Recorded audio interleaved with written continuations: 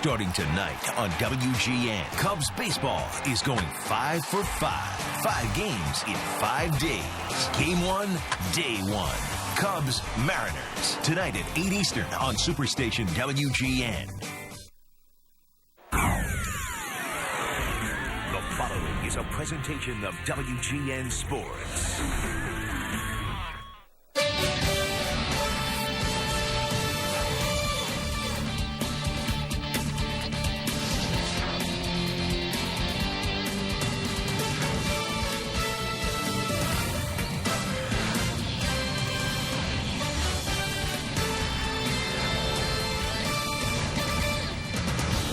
We greet you from Wrigley Field on an absolutely perfect evening for Cubs baseball tonight here on WGN Sports. The Seattle Mariners are on the north side of town for the first time ever as these two teams continue the series. Another tough loss for the Cubs last night in 13 innings.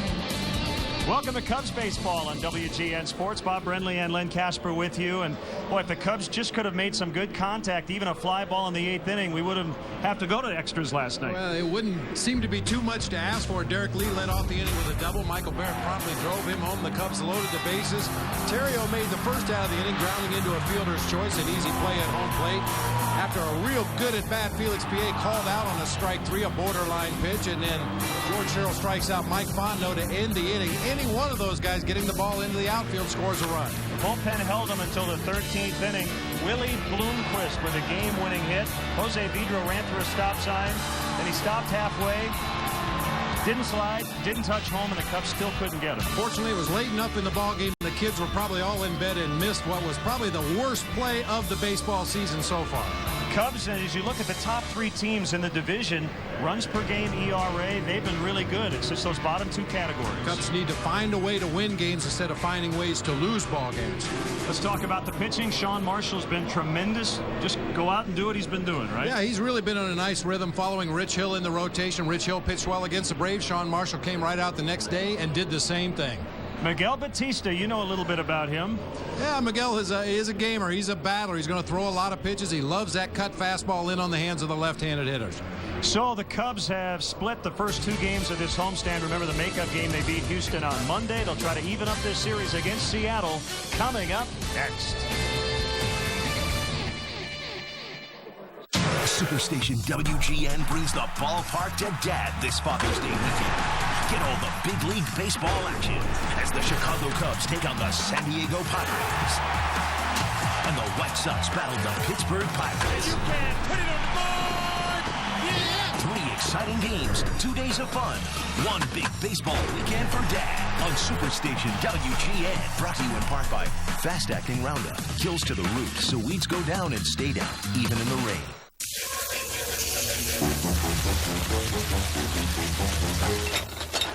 Hey!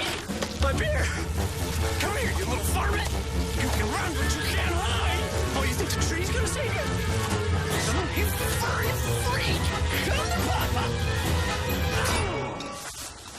Fred? Hey, neighbor. Refreshingly smooth Bud Light. Always worth it. Mine! Let go! No, you don't! Yes, I do! Let go, Fred! That's cold.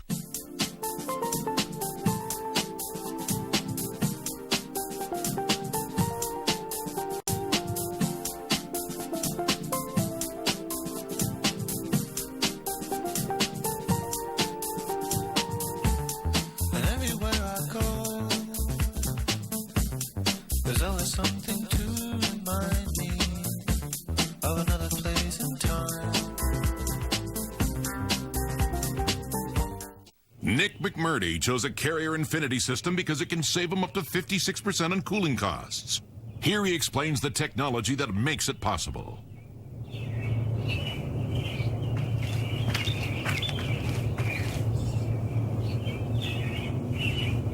So maybe Nick can't explain what makes his Carrier system the most energy-efficient heating and cooling system you can buy. Frankly, why should he? That's our job. Carrier, turn to the experts.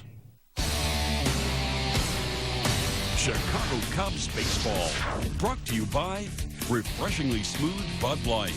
Always worth it. Your Chicagoland Dodge dealers.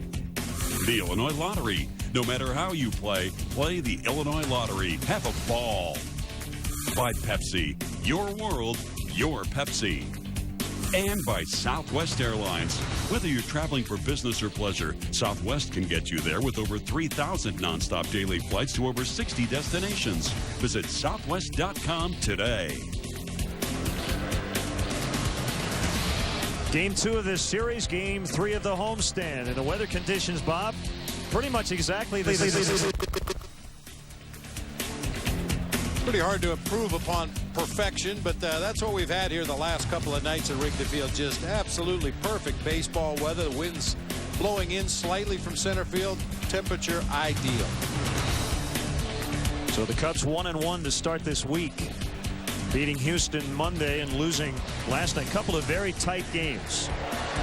Tonight's Cubs broadcast on WGN Sports, your official summer baseball station, presented in high definition, sponsored by Comcast, and brought to you in 5.1 Dolby Surround Sound.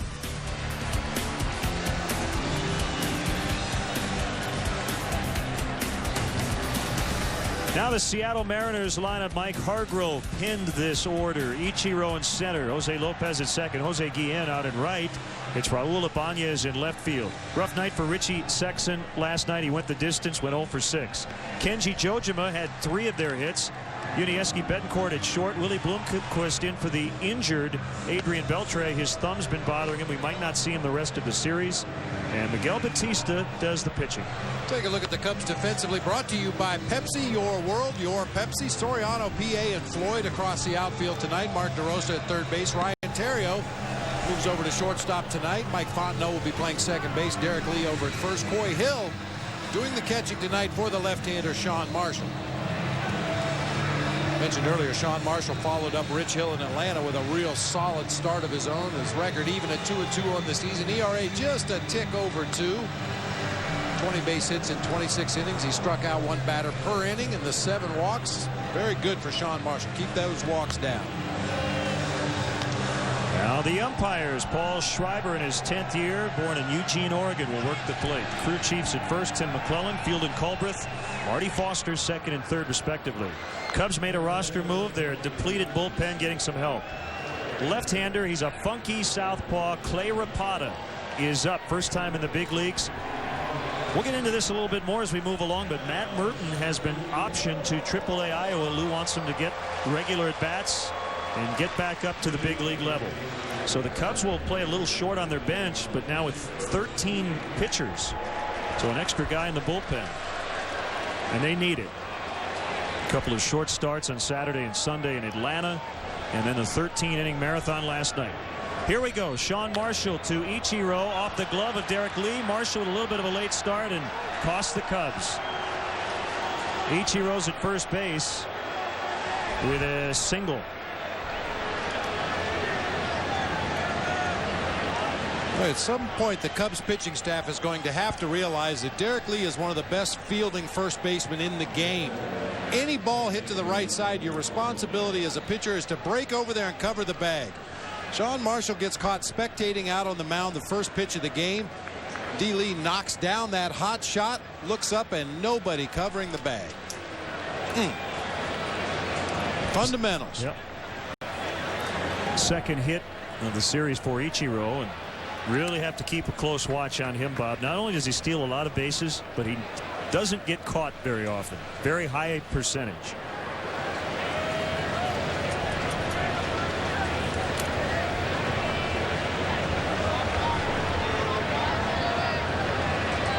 Here comes a pitch. Fastball registering at 88 on Jose Lopez. 1 for 3 with 2 walks in the opener of this set.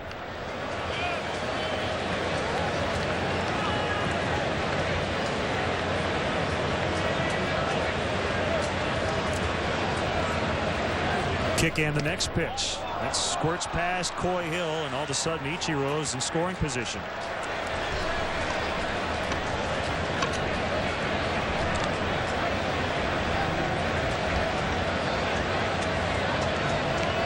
Take another look. Just gets crossed up a little bit there. Like that ball cut more than Coy Hill was expecting from our Southwest RoboCam. You'll see the Cubs catcher coming right back into your living room to chase that one down.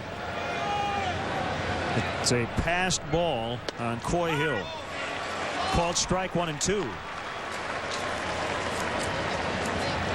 Well, too many passed balls for the Cubs catchers this year. That's the 11th. Michael Barrett with 8, Henry Blanco charged with 2, and Coy Hill with his first. A certain number of pass balls can usually be credited to the inordinate amount of movement that some of the Cubs pitchers have on their pitches, specifically Carlos Zambrano. Suzuki has to go back to second. That's the first out as Terrio throws to lead to get Lopez. Well, you know, though, Len, we were talking in the open of the show, showing you all the graphics of the 3 teams atop the National League Central and how the numbers are all very comparable, with the exception of the one-run games and the extra inning games. And we've seen a real good illustration here in the first inning of why the Cubs are dropping so many one-run games. Just a poor execution of fundamentals of the game on a consistent basis. We've seen them do it very well at times, and we've seen them not so good at times. Jose Guillen, the right fielder, hitting .392 against lefties. Another ball gets away from the catcher, and a little slip by Coy Hill.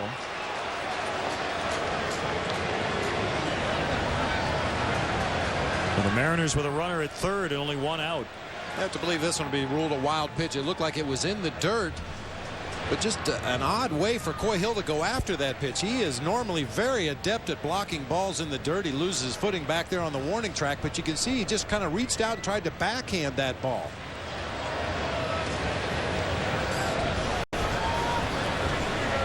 So Ichiro doesn't have to steal any bags this inning, moving to second on a passed ball and then to third on a wild pitch. Bounce to third. The throw's going to go to the plate. They have Ichiro caught up. And Marshall applies the tag as Ichiro ended up out of the baseline. Guillen at second base. So the net of basically what happened is the Mariners still have a runner in scoring position with 2 outs, but instead of a guy at third, they have a guy at second. And the Cubs save a run. Not sure where Ichiro was going that time. Looked like he was breaking for home on contact, but usually if that ball's hit directly at the third baseman and you get a good enough read, you go ahead and stay. Forced DeRosa to throw the ball across the infield for the out, but that time they were able to get the lead runner. Good base running by Guillen, however, to advance all the way to second base and, as you said, get himself into scoring position. 5-2, 5-1 to get the lead man. And it's Raul Ibanez, the left fielder. 1 ball, no strikes. Mariners are hot. They have won 5 straight. That's a season-long winning streak. All of the wins have come in their final at bat. PA calling and catching.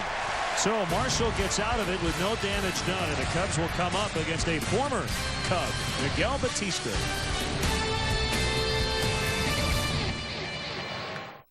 Oh, honey, I told the neighbors we'd feed their pets while they're away. Oh, okay, sweetie.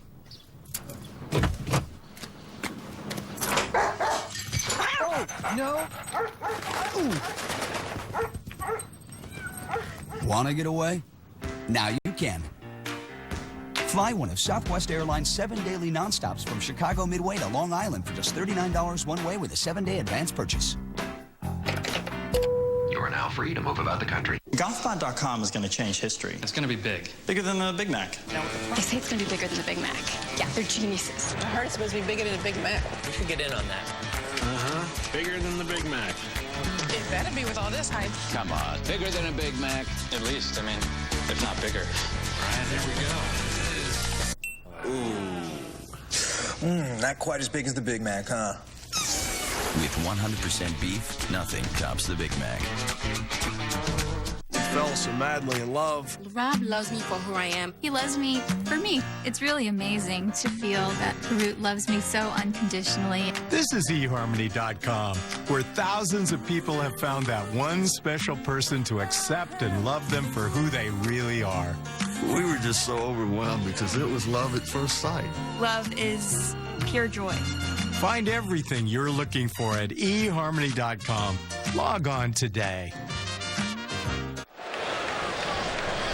Well, that's what I'm talking about, those young Cub fans with the great sign. They've got pretty good seats, actually. Yeah, they were pointing at us going, hey, put us on TV. You got it. Now the Cubs lineup against Miguel Batista, brought to you by Pepsi. Your world, your Pepsi. Soriano, PA. Lee at the top. Cliff Floyd making his first start in over a week. DeRosa at third. Remember, Ramirez is on the disabled list. Terrio, Fontenot, the LSU combo. Coy Hill catching Sean Marshall.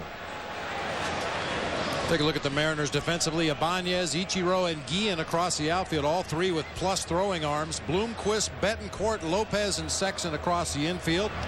Kenji Jojima behind home plate for the right-hander Miguel Batista. 7 victories on the season for Batista, including his last 4 decisions. Has given up a lot of base hits this year. Soriano cranks one high and deep right center field, back toward the warning track, and caught by Guillen. Soriano now 0 for his last 17 since being hit by that Tim Hudson pitch. He gave that one a ride, but again, the wind tonight's not going to help a ball like that. That ball is absolutely crushed. A cut fastball that strayed right over the heart of the plate for Soriano. Ichiro was shading over in the gap in left center, had a long way to go. I didn't know that Guillen was going to get there as easily as he did. Looked like that ball was extra bases off the bat, perhaps a home run. Ends up at AB. PA back in the starting lineup. Angel Pagan got the nod last night against a left-hander Washburn, but Felix ended up with 3 at-bats. Late in the ball game, went 1 for 3. Took a called third strike from George Sherrill in a big spot in the 8th inning. But I'll tell you what, I really like the fact that Felix has been much more patient than he was the first time up. He just seems a lot more comfortable in the batter's box. 2-1. I think, in my own opinion, Len, I think a lot of that has to do with the fact that he knows he's going to be here. He's going to be in the lineup. He's going to be playing center field. That first go-round in the major leagues, you're so caught up in everything that's happening around you that sometimes you get overly aggressive in that batter's box. You want to prove every at-bat why you belong in the major leagues, and in doing so, you usually end up back in the minor leagues. But this time around, PA knows he's going to play, and he says he feels much more confident, much more relaxed, has to get that back leg out of the way of that cut fastball.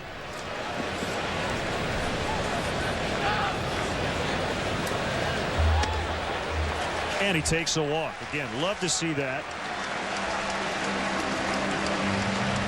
He has been known throughout his minor league career as a pretty aggressive swinger. And he's shown a lot of good patience. And he's on base with 1 out. Well, the bottom line for PA is to just get on base. With his blazing speed, his ability to steal a base, his ability to score from first on an extra base hit, he just needs to find ways to get on base. And I'm making no excuses for him with the George Sherrill pitch last night, but I think Felix just thought it was inside.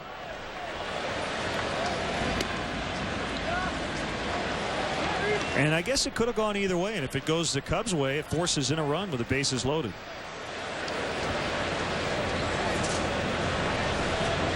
Now Derek Lee seems to be getting out of his slump. 2 hits, including a double. He walked twice, drove in a run, scored a run.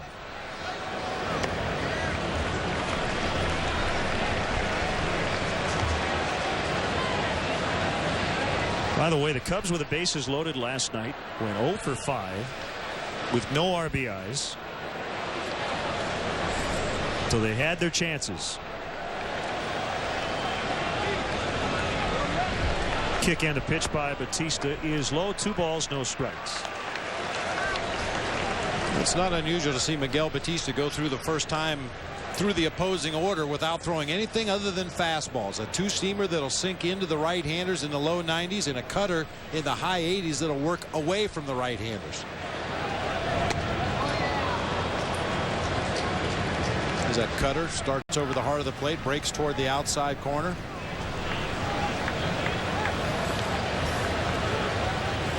Cliff Floyd on deck. Batista signed a 3-year contract to join the Mariners in the offseason.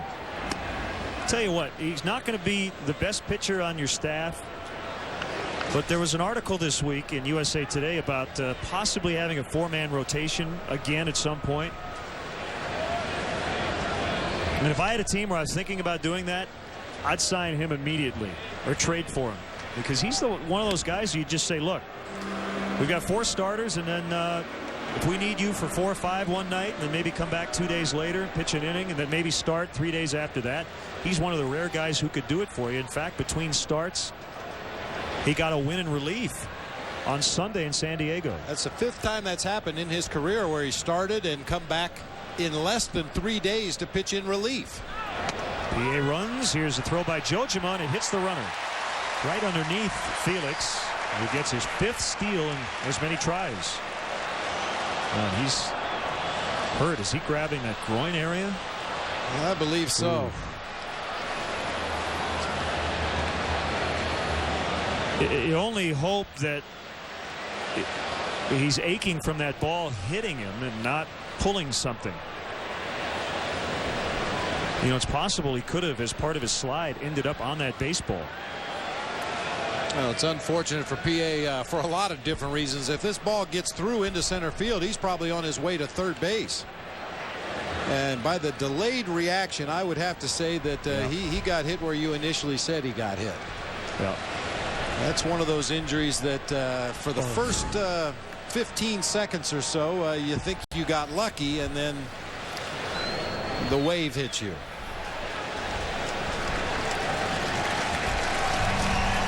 Well, it's no consolation to Felix, but I think that's better than what it could have been. Yeah. I mean, that will pass. Certainly doesn't feel good at the time, but it will go away. From our Southwest RoboCam, you can see the jump PA had at first. Jojima with a quick release, but you can see that ball tailing back into the runner.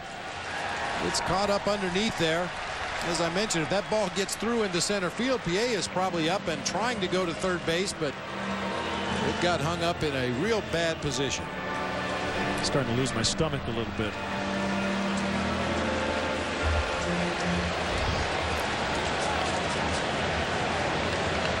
Without being any more graphic than we have to be with that particular injury, and I've been on the receiving end of many of those being a former catcher, it is an odd sensation because initially you think you're okay. That wasn't so bad. And then it slaps you in the face or somewhere. Okay, 2-2 pitch. Outside, 3-2. And the good news is it wears off quickly, so I'm sure Felix is going to be just fine. Well, you talk about the bad timing department.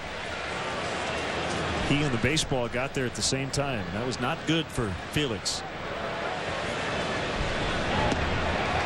Second consecutive walk.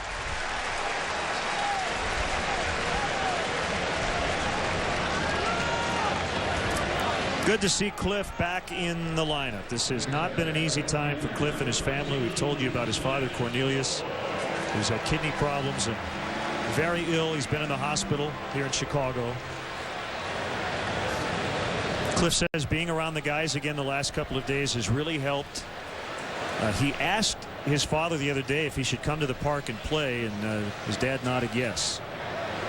So it's his first start since a week ago Tuesday. Spent 3 official days on the bereavement list. And spent a long time here at the ballpark earlier this afternoon, taking a lot of extra batting practice. Missed some time, wanted to get back out there, get back into the swing of things, and has an opportunity here against a pitcher that he's done well against in his career. 8 for 20 against Miguel Batista with a home run. A couple of teammates on base, an opportunity to make something happen here early in the ball game. So again, Batista got the win in San Diego Sunday. 1 scoreless inning on his throw day between starts, 2 days after making 95 pitches over 6 2/3 and a no decision. And didn't need any extra time before this start. Both bullpens are gassed. The Mariners have had to play makeup games after having 6 postponements early in April. And we told you about the Cubs situation. They now have 8 available in their bullpen.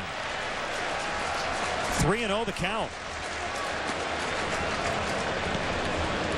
I think Mike Hargrove's the only Mariner who actually enjoys all these return trips to Cleveland because he still lives there in the offseason. That's where they were Monday.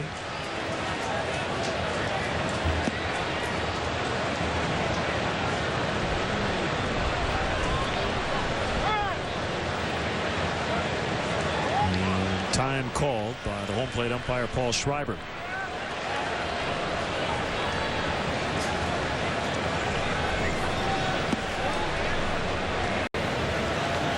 First and second, 1 out. We're in the opening inning.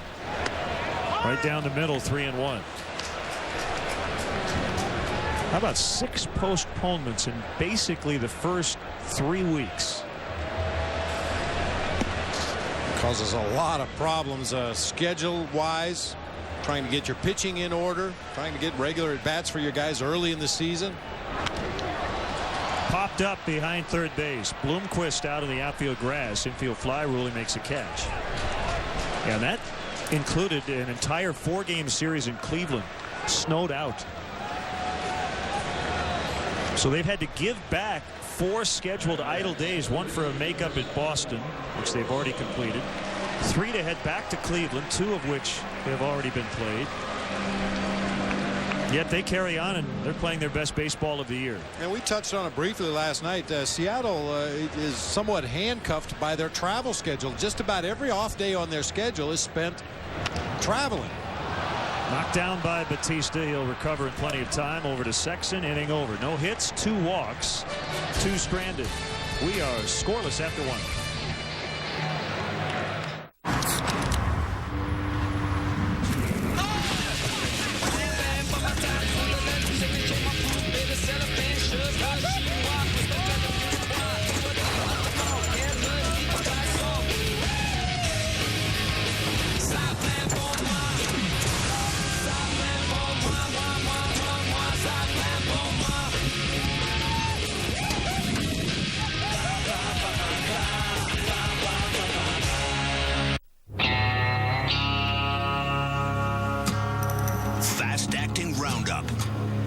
So effective, it even beats the weather. Roundup kills to the root and works so fast, nothing can stop it, not even the rain. So weeds go down and stay down, guaranteed. Roundup. Faster, better, rainproof. If a Cubs player hits a homer today, write down the distance and player's name and send it to WGN TV. You could win 2 round-trip tickets to any Southwest Airlines destination. Caution, professional toolman at work. He's fully trained to handle dangerous situations. Like 3 kids, 1 wife, and now. Remember, don't try this at home. Home Improvement, weekdays. Weekdays at 5:30 on Superstation WGN. Simon's got his good days. I think you are a star. This isn't one of them. I'm fed up with it. It wasn't good enough. They are losers and they do not deserve to be in this competition. You keep insulting these people. You can't call people losers. I can call them whatever I like. Come on, you want to do something about it? American Idol Rewind. Sunday at 8 on Superstation WGN. Last night's starting battery for the Cubs, Michael Barrett and Rich Hill. Rich got a no decision.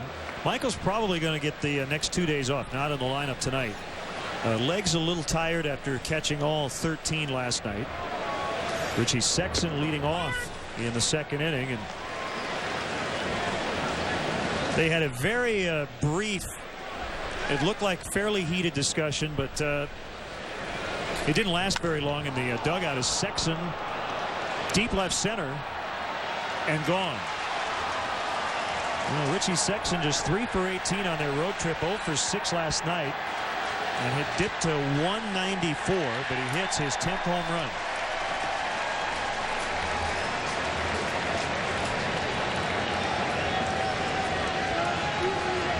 Low line drive, wind beater just to the left of straightaway center. And Sexton with that abbreviated follow through. Once he makes contact, he almost stops his bat dead still, but drives this one to left center. Looked like PA had a beat on it initially, but Sexton got enough to get it up there in the second row of the bleachers. Kept it underneath that wind that continues to blow straight in from center field. Third home run allowed by Sean Marshall. And ball one on the catcher Kenji Jojima. Home run number 60 for Seattle on the year. They're 9th in the American League in home runs. Wind out of the northeast at 14 as we started tonight, 76 degrees. Back on the dugout conversation, the bottom line was Rich Hill was aggravated that he gave up an RBI hit to the opposing pitcher Jared Washburn on a slider. Gave the Mariners the lead. Out to left, and Alfonso Soriano with the catch. And of course, Bob, on the heels of the Barrett-Zambrano confrontation, the Cubs are going to be asked about what happened. But essentially, Rich was just frustrated with himself, and that was the conversation that followed. Well, that happens all the time in the game of baseball. I tell you, this is not Oprah's book club. There are going to be disagreements. These are competitive athletes, and when they make mistakes and don't execute the way they hope to execute, sometimes they vent at whoever's closest to them. I mean, it was poo-pooed off by the players, and rightfully so. It happens all the time on the field of play. Guys get frustrated with what has happened on the field. They talk about it briefly, and they move on. Let's hear from the manager, Lou Piniella. Look, what happened last night was nothing. I mean, absolutely nothing. I mean, I'm surprised it even made news. It was 15 seconds of conversation, nothing more, nothing less. I'm sure you've had conversations like that with pitchers. Many times. And usually, as I said, it's just a matter of frustration. The pitcher didn't execute the pitch he wanted to, or I was frustrated with myself because I felt I didn't call the right pitch in a situation. Whatever the reason happens to be, you go back to the dugout. That's your comfort area. You go back there and vent to the people that are on your side, and you move on. Broken bat grounder. DeRosa fields it. They get one, but that's it. Good snag by Derek Lee on the relay throw by Fontenot. They only get one out at second base. Good play by DeRosa. He kept his eye on the baseball, which, as you see, was not an easy thing to do with that wood coming at him. Boy, maintain your focus and concentration with half of a bat whirly-birding down in your direction. I think if the bat changed anything, well, it didn't really change anything at all. DeRosa just fielded the ball as if the bat wasn't even there. Fortunately, it wasn't right at him. And just too much speed that time from Bloomquist, who runs very well for a utility-type ball player. Outside on Batista, the pitcher. Career .094 hitter. And he's earned that .094. I'll tell you, I saw Miggy take some of the worst hacks you've ever seen. He swings hard, I'll give him that. But he makes contact infrequently. And he's made good contact twice in his career, 2 home runs.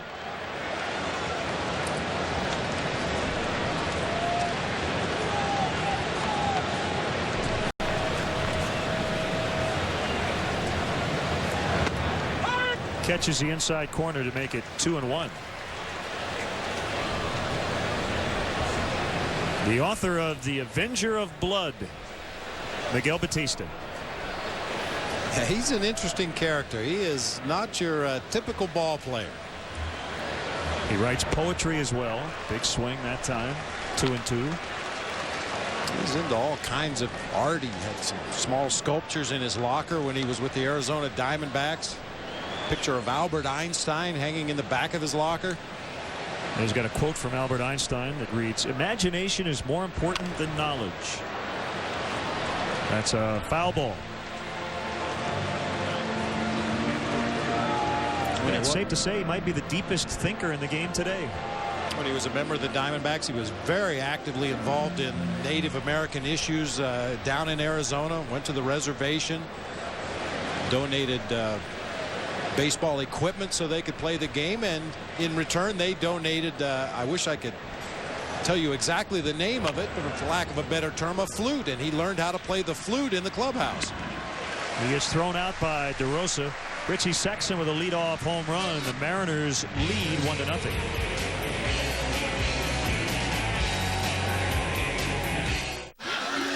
Dads don't always play by the rules.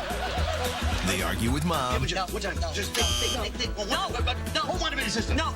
They get messy. And sometimes they're just plain goofy. But when it comes to serious stuff, dads always have the right answer. How do I know when I'm the man? Your mom and I will tell you. Superstation WGN gives a salute to dads this Father's Day weekend with a home improvement marathon. Saturday, brought to you in part by Bush's Homestyle Baked Beans, made with our secret family recipe. What are you doing? Should we pick him up? He has Bud Light. He has an axe. But he has Bud Light. And an axe. I'm sure there's a reason for it. Hey, buddy. What's with the axe? It's a bottle opener. Hop in. Refreshingly smooth Bud Light. Always worth it. Look, here's Bud Light. And a chainsaw. That's cold. Nick McMurdy chose a Carrier Infinity system because it can save him up to 56% on cooling costs. Here he explains the technology that makes it possible.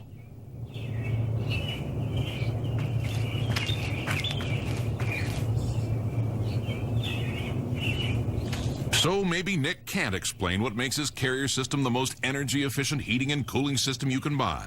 Frankly, why should he? That's our job. Carrier, turn to the experts. I work to close the deal. And Monster works for me.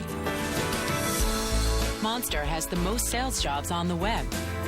Go to Monster today and find the job that works for you. America's funniest home videos, weeknights on Superstation WGN. Just an unbelievable place to watch a baseball game, and there's nothing like night baseball here at Wrigley Field. They've been doing it since 1988. Just love the colors and just a packed house again tonight. What a clear day like this when we can see out over the neighborhoods out to Lake Michigan. Just an absolutely spectacular view. Boats are still out on the lake tonight. We went on a sailboat ride on Sunday. How was that? Navy Pier. Just awesome. Incredible. Felt like Bill Murray. I sail. Shiver me timbers. I'm sailing. What about Bob? There's a strike on Ryan Theriot. Cubs with 2 walks, no hits in the first inning. Will be followed by Mike Fontenot and then Coy Hill. Easy grounder for Lopez. Watch the Cubs take on the San Diego Padres this Friday at 1:20. Get to the ballpark early for your chance at a Cubs keychain. The first 10,000 adults will receive a Cubs keychain, compliments of Nissan.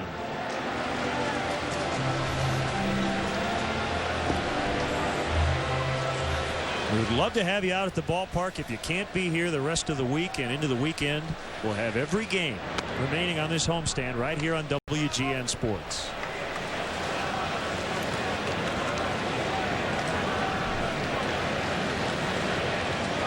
You got all your shirts lined up for the rest of the week?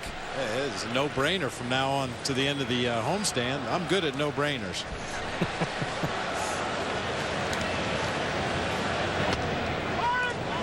Good fastball from Batista at 94 on Fontenot, getting the start at second base.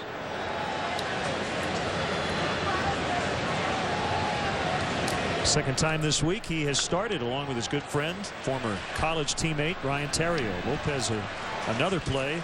This one a bit more challenging.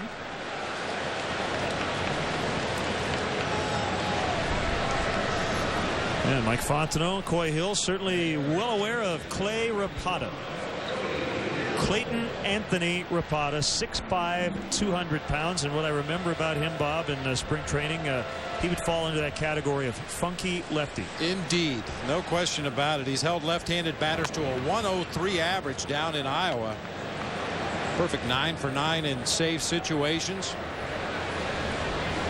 And 5 scoreless innings over his last 5 appearances. So get him up here while he's hot. I'm assuming that yawn was because maybe he didn't get a lot of sleep last night, as opposed to that he was getting bored with Lester Strode's conversation. I know Lester's a very interesting guy, and I'm going to say that Clay was a little fatigued after maybe a sleepless night. He'll be ready if called upon, you know that. Yeah, your first day at the major league level, anybody that talks to you tends to be like Charlie Brown's parents. You know? I see your mouth moving. I know there's words coming out, but I can't make any of them out. I'm just soaking it all in.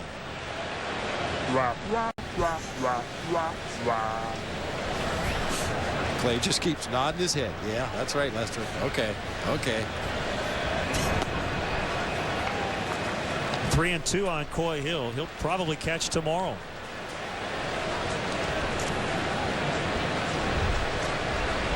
Jason Marquis will get the start. Rip foul. Right-hander Jeff Weaver will go for Seattle. He's 0-6. Coming off his best outing of the year. In fact, he had to leave with a back injury, some lower back stiffness after 4 innings, but was pitching well to that point in his last start. Directing traffic around the ballpark tonight.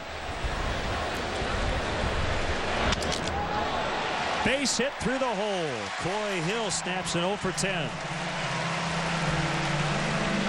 That came on a broken piece of wood. That's a first hit for the Cubs. It's actually a pretty smart piece of hitting, even though he broke his bat. Coy Hill got to an inside cutter and jerked it foul down the first baseline.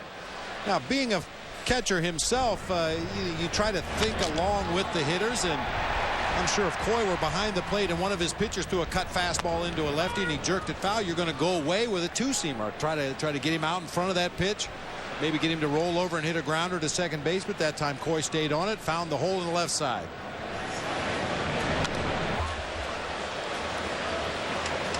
Yeah, when you're behind the plate catching your pitcher, you watch how a hitter reacts to a certain pitch, and that may determine what you're going to call on the next pitch. If a batter is way out in front of a fastball, well, then he becomes susceptible to a straight changeup or some kind of an off-speed breaking ball. Betancourt across to Sexton. Inning over. 2-out single, no runs. 1-0 Mariners. Thursday on WGN. 5 games in 5 days continues. The Cubs and Mariners roll on at Wrigley. Thursday at 2 Eastern on Superstation WGN.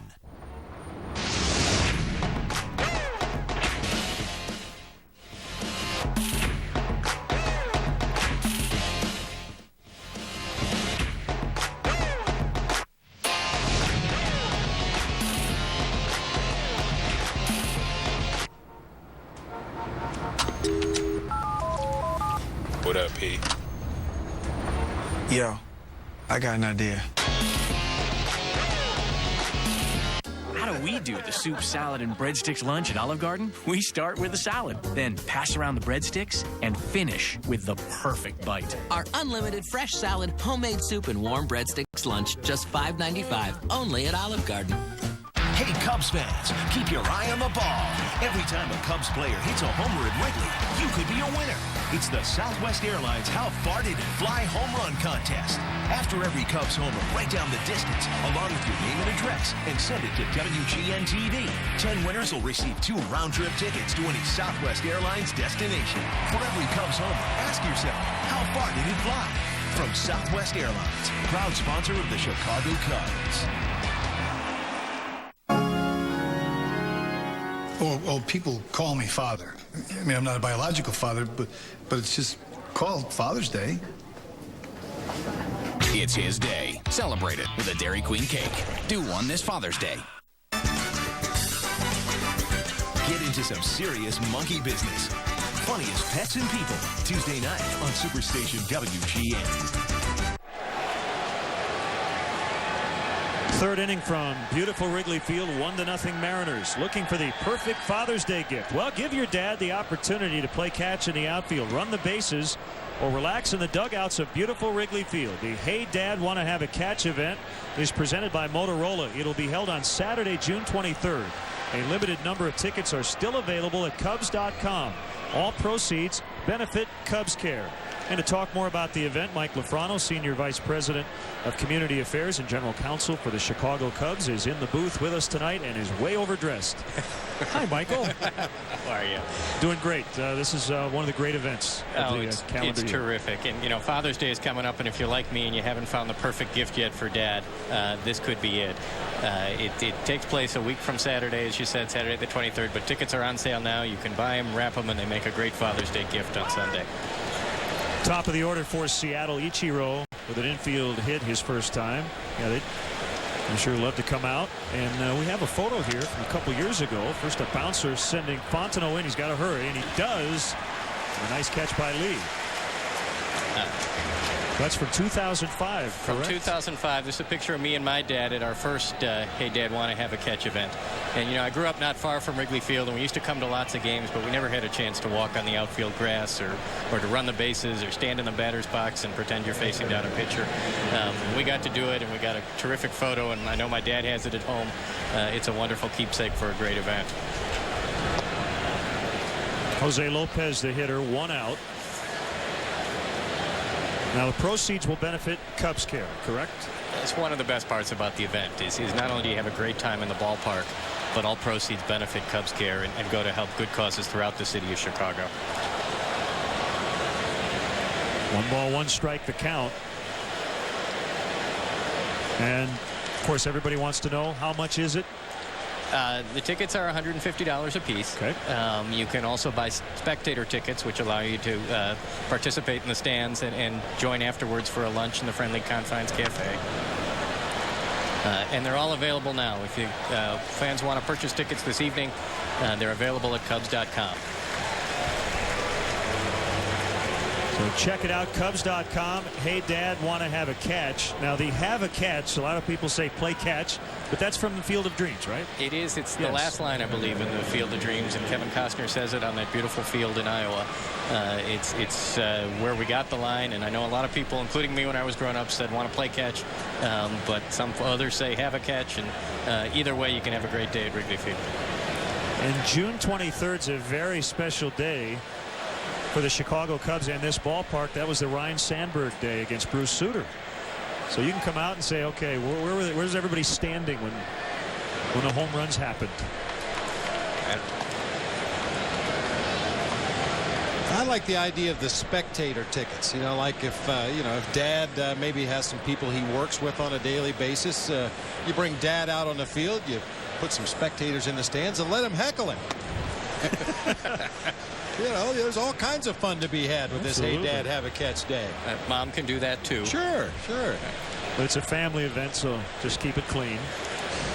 It'll be 10 a.m. to 4 p.m. on Saturday, June 23rd here in the Friendly Confines. Anything else in particular coming up community-wise with the Cubs? We do events throughout the summer. This is the next one that's coming up for us later in the summer. We're talking about an ice cream social in the neighborhood. We'll be doing all kinds of other events to help Cubs Care. And the police will be here in July as well. You got it. Looking forward to that. The band, the police. Mike Lafrano, thanks so much. Again, Hey Dad, Want to Have a Catch on June 23rd. Thanks. Thanks for having me. How long is this going to last? I'm ready to hit the Bud Light. I already took care of it. Say, well, all right, now we are gathered here today to join in marriage, Bob and Julie. Bob, do you take this woman to be your lawfully wedded wife? Do I hear and I do, I do, do I hear and I do? I do. Julie, do you take this man to be your lawfully wedded husband? Do I hear and I do, I do, do I hear and I do? I do. Going once, going twice, and now pronounce you husband and wife, you may kiss the bride. And away we go. Refreshingly smooth Bud Light. Always worth it. So what I owe you? 100, 100 and a quarter, 100 and a half, 175, 200, 200 and a quarter. That's cold.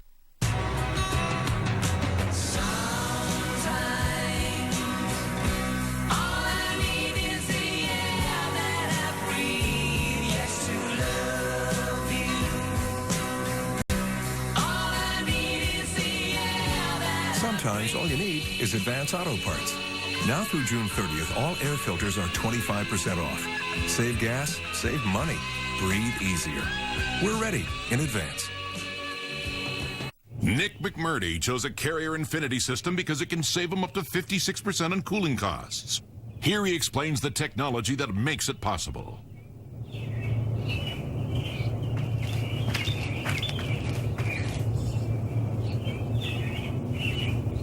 So maybe Nick can't explain what makes his Carrier system the most energy-efficient heating and cooling system you can buy. Frankly, why should he? That's our job. Carrier, turn to the experts. Who's counting on your brakes today?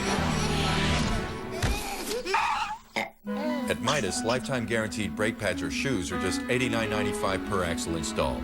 Be safe. American Idol Rewind with Saturdays on Superstation WGN. 1-0 Seattle on a Richie Sexson leadoff home run in the second. We're now in the last of the third. First time through the order, 3 base runners, 1 hit for the Cubs against a former Cub, Miguel Batista. 1 strike on Alfonso Soriano.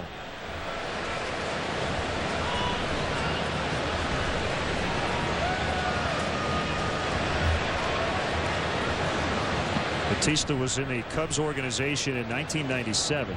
At the big league level, he made 11 appearances, 6 starts, went 0-5 with a .570. Got down on one knee to field that grounder and throws out Soriano. As Sexson maybe battling. I don't know if there's still sun coming through, but seemed to fight that throw a little bit. Yeah, maybe that. Just a little bit of sun left. And apparently right in line with that throw. Richie Sexson was really battling that ball over there at first base. Yeah, they're talking about it right now. I think Richie's saying, look, I'm 6'8".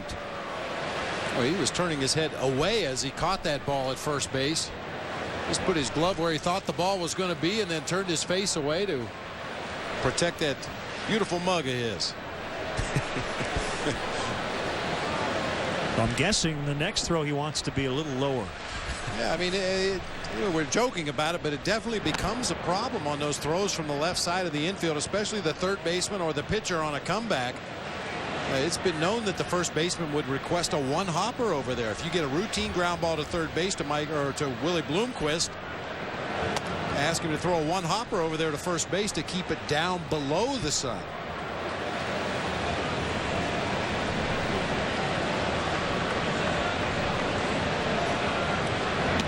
By the way, some of Willie's friends, I think, call him Mike. So I just had Mike Bloomquist stuck in my mind for some reason today. I don't know how that happened. 3-0 on Felix PA. Yeah, I called Willie Bloomquist Mike as we were getting ready to do our open tonight, and I apologize, Willie. I know a lot of Mikes. What can I say? Felix PA has walked twice.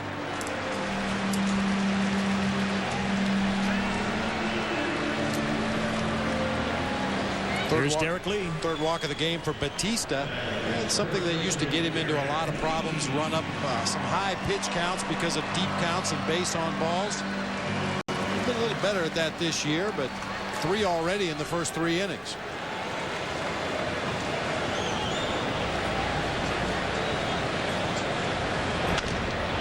Sharply hit and passed Willie. PA's going to try for third.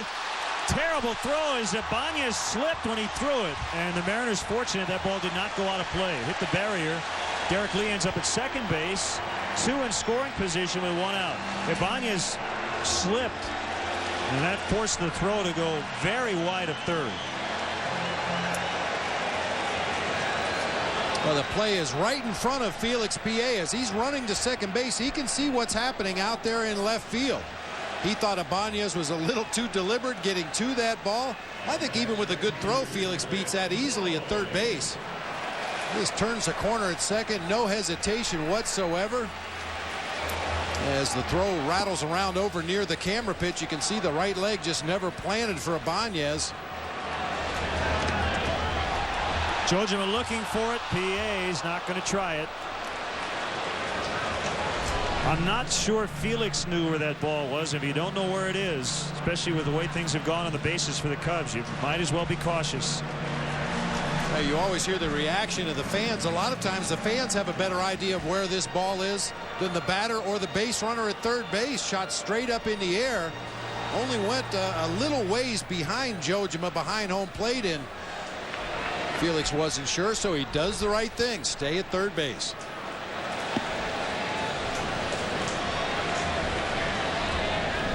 Only guy really playing in on the infield is Sexton at first. Fouled off by Cliff. 1 ball, 1 strike. So Derek credited with a single, and then the error on Ibanez allowed him to go to second.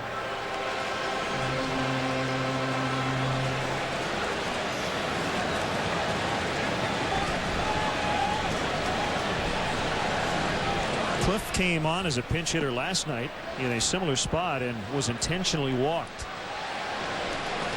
It was in the 8th inning. And Morrow got Terrio on the fielder's choice, and Sherrill struck out PA and Fontenot. He went too far on the swing, 1-2.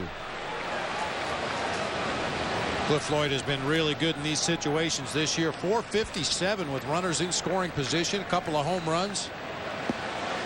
Well, you mentioned Richie Sexton playing in down there at first base. That's a scary proposition. A 1-2 on the way outside. Knowing how hard Cliff Floyd hits the ball, Miguel Batista throwing that cutter on the inside part of the plate a lot. Pretty good chance Richie Sexton's going to see something real hot coming his way.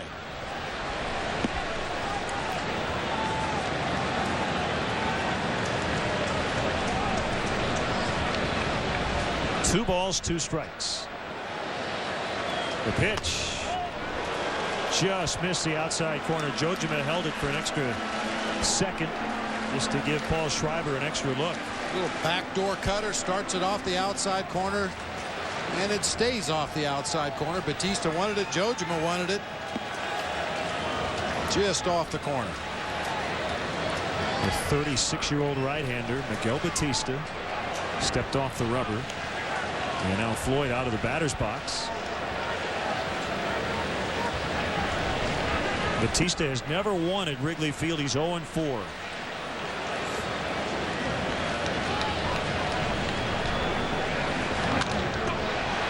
That'll get the tying run in as Lopez throws to first. Cliff Floyd with his 24th RBI. Now, Cliff leads the majors batting .457 with runners in scoring position. That'll go down, but he knocks in a run. Boy, get teammates on the plate. That's the bottom line. We mentioned Sexton, the only infielder for the Mariners playing in. A ground ball at anybody else was going to play to run, and Cliff just played pepper with the second baseman right there to get the tying run on the plate. Mark DeRosa looking for his 500th career hit. 499 and counting. Derek Lee flipped that baseball to a fan in the front row, and he just clanked it. Stone hands.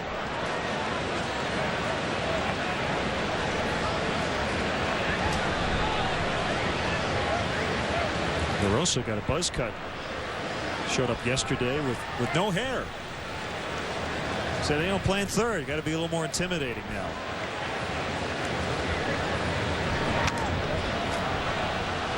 His helmet probably fits differently now. Probably had to get a smaller sized hat.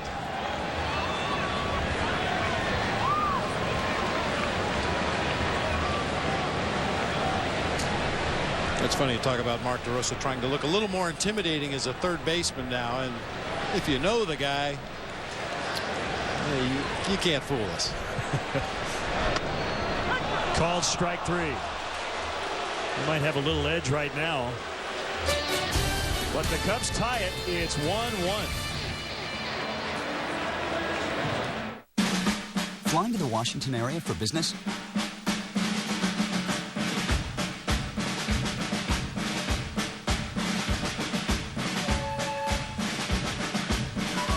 If these 15 reasons don't convince you to fly Southwest Airlines nonstop to Baltimore, Washington, and Washington Dulles International, maybe this will.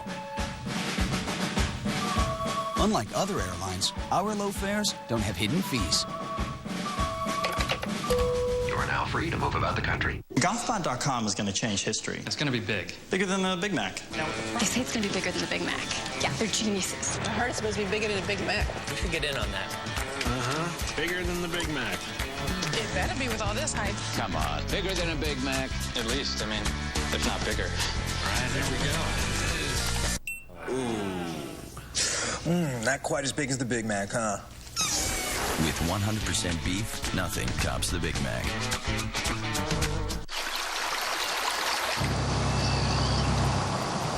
Halt! Whoa, whoa, whoa. Answer my 3 questions and I'll let you pass. Are you kidding? What's large as a mountain but as small as a... Hey, how many people you got in there? 8. Whoa, is that a DVD player? Maybe. Do I smell cookies? Hit the gas. That's 3. Beloved by humans, envied by trolls. The Pilot from Honda. They've always brought you great rooms at great rates. And now, the experts at Hotels.com are the first to bring you flexible booking, which lets you change or even cancel your reservation without any fees from us. So you don't have to worry if your plans change. And with the lowest price guaranteed, you never have to worry about paying too much. That's what flexible booking is all about. Just log on or call our certified experts now to find out more. Hotels.com. We know hotels inside and out. Chicago Cubs baseball on WGN Sports, your official summer baseball station, is brought to you by Bud.TV, where entertainment is always on and only on www.bud.tv. Or as Larry, the cable guy, the other night said, WW, that was it. WW, just 2. That's plenty. Yep. So underway in the 4th and a tie ball game. Ibanez, Sexton, and Jojima against Sean Marshall. Another stellar performance on Friday in Atlanta. Back-to-back wins against the Braves. For the 6'7" left-hander. All 4 outings have been quality starts. I looked up the splits, Bob. Home, road, day, night. In all 4 categories, Sean Marshall is 1-1 with a 2.08 earned run average. So he's been pretty consistent. Derek Lee with 2 hands. He's going to take it by himself.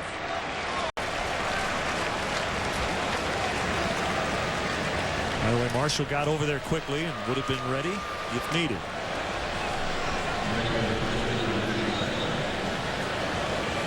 We talked about it when Ichiro led off the ball game with the ground ball to Derek Lee. Sean Marshall did not get over to cover. That is usually the first drill teams do in spring training. And part of that drill is the catcher standing behind home plate as the coach hits fungo after fungo to the first baseman. The catcher stands back there and yells, "Get over, get over." Over and over and over again.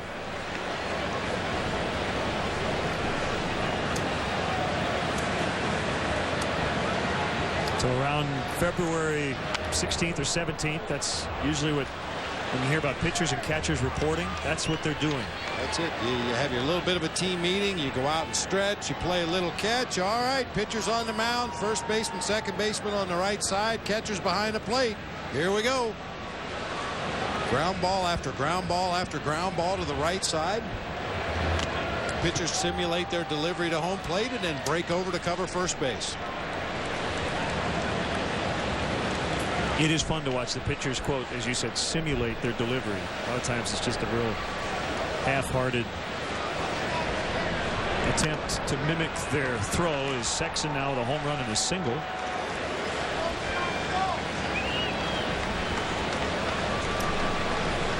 Hey, Cub fans, don't forget to check out our baseball blog on WGNTV.com. But up on the blog tonight, I have a post about this beautiful baseball cathedral, the Cubs' new milkman. Alfonso Soriano's milkman. Does that have something to do with last night? The 7th inning, maybe? Probably so. Alfonso Soriano's photo shoot for the new Got Milk campaign. All right, there you have it. Game notes from our friends at Stats Inc. It's all on WGNTV.com. Click on the link for Len and Bob's blog. 6-4 to 3, and a double play. That gets Sean Marshall out of the 4th inning. Terry, Fontenot, and Hill coming up.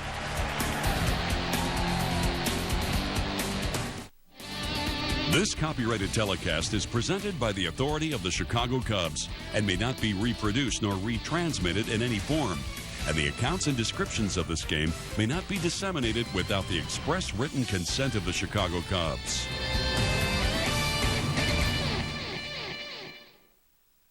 Okay, I've been working on this plan for 3 years, and today's the day. Okay. Every Friday, the same Bud Light delivery guy takes the same route past us. Okay. You're the only one who can make the leap. Okay. When I say go, you jump over, grab some Bud Light, and jump back. Okay. Here he comes. Okay, 1, 2, 3, and go. What'd you say? Refreshingly smooth Bud Light. Always worth it. Seriously, what'd you say? That's cold. How do we do the soup, salad, and breadsticks lunch at Olive Garden? Carol serves the salad, the breadsticks in the middle, and the soups as different as we are. Our unlimited fresh salad, homemade soup, and warm breadsticks lunch. Just $5.95. Only at Olive Garden. Fast-acting Roundup. So effective, it even beats the weather. Roundup kills to the root and works so fast, nothing can stop it, not even the rain. So weeds go down and stay down, guaranteed. Roundup. Faster, better, rainproof. Well, people call me father. I mean, I'm not a biological father, but it's just called Father's Day. It's his day. Celebrate it with a Dairy Queen cake. Do one this Father's Day. Have two. Ernie Banks, number 14. One of the great giveaways this year. That is a fantastic hat. And Ernie, Mr. Cub, will sing the 7th inning stretch tonight.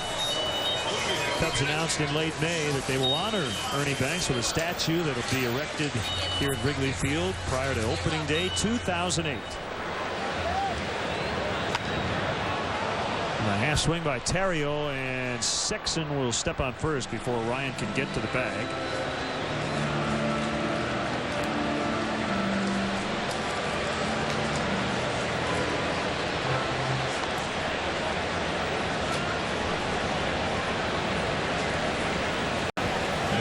Here's Mike Fontenot, who is 0 for 1. 6 for 16 since his recall from AAA.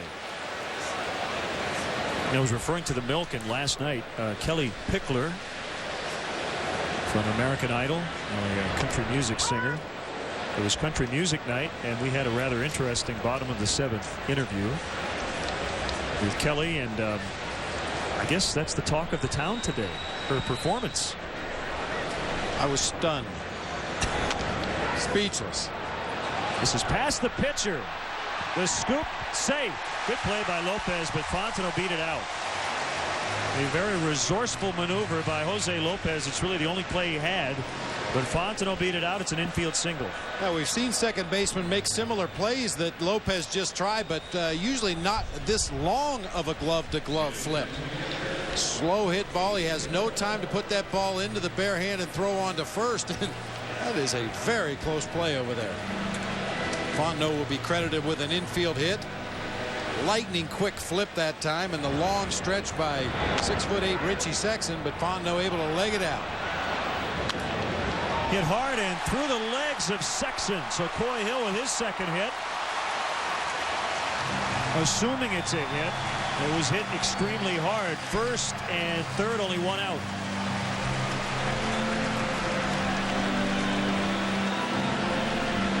Well, when that first baseman's holding on the runner, you become so susceptible to those screamers like that. I mean, Sexton had barely assumed his position when that ball came whistling by him. He tried to make a two-handed backhand stop. Slowed the ball down just a little bit, allowing Fontenot to go all the way from first to third. It is a hit. All singles for the Cubs. Sean Marshall wants to chat with Mike Quaddy. So Kelly Pickler, she wasn't that familiar with baseball, but again, we had a lot of fun, and she, you know, I appreciated her honesty. She did sing "Buy Me Some Popcorn" and "Cracker Jack," and we actually had popcorn in the booth. She asked if the grassy area out beyond the dirt was the outfield. She wasn't quite sure, and she asked if they sold milk at the park because she was thinking about Apple Jacks and not Cracker Jacks. So that's what the milk reference was. That's a tip-off that she's not real familiar with Wrigley Field. Do you sell milk here? She was fun. Yep. Great personality.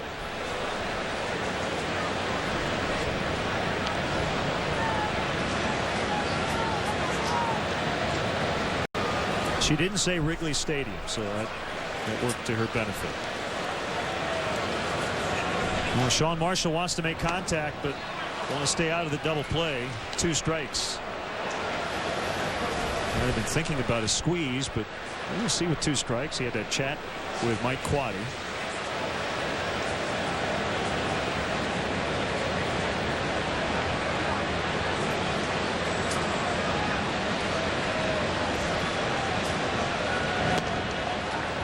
Low and outside. There will be no no-hitter tonight in Detroit. Justin Verlander not only no-hit the Brewers last night, but hit 102 on the radar gun. Had some of the best stuff probably of any pitcher all year. It's 1-1 tonight. Milwaukee with 9 hits in the bottom of the 7th. Swing and a miss and a strikeout. Time to have a ball with our friends at the Illinois Lottery as we rewind about 24 hours.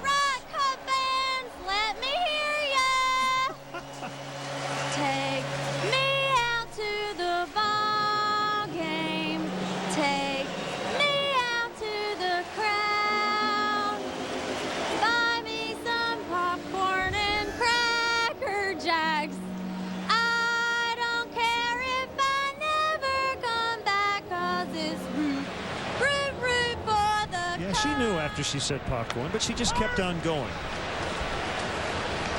She kind of quick pitched everybody, though. Yeah. All right, Cub fans, and normally you get a 1 and a 2 and she just went right into the song.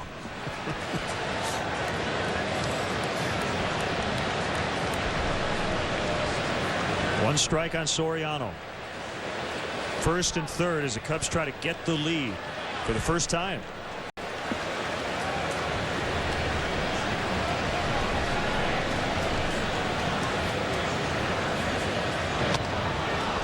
She couldn't sit still either. She was in here for a good 5 to 7 minutes before the stretch, and she was stretching and dancing, and she just had a lot of nervous energy.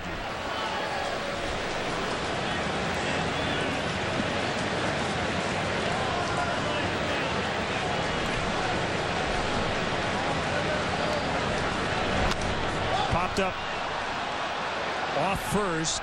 Sexton doesn't have room. Wind pushed it out of play.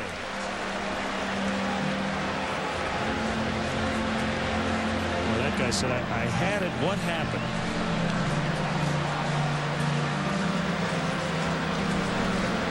Soriano had extra bases taken away back in the 1st inning when he hit a deep drive to right center field that it appeared the wind kept in the ballpark, and that time pushes the ball foul, gives him new life here in this at bat. Called strike 3. You saw Alfonso move his arms up and back. He thought it was inside, but Paul Schreiber called it a strike. Still 1-1. You're messing with the wrong guy. We're up to 1 million hits. Sweet. Who is it? Chuck Norris. Yeah, right.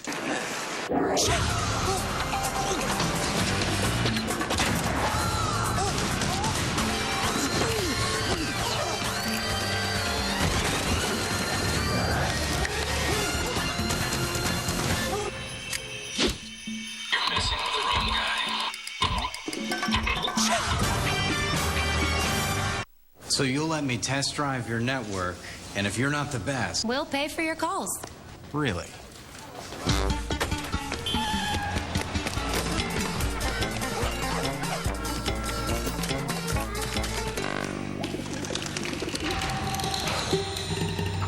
You're good. America's most reliable. Well, we'll see about that.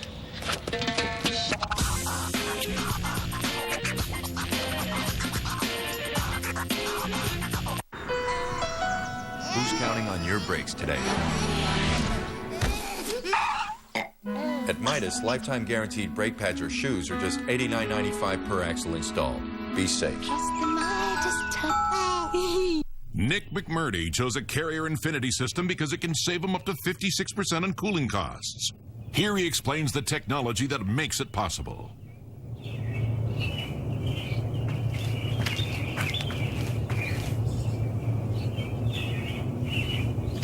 So maybe Nick can't explain what makes his Carrier system the most energy-efficient heating and cooling system you can buy. Frankly, why should he? That's our job. Carrier, turn to the experts. I work to close the deal. And Monster works for me. Monster has the most sales jobs on the web. Go to Monster today and find a job that works for you. Beautiful sunset.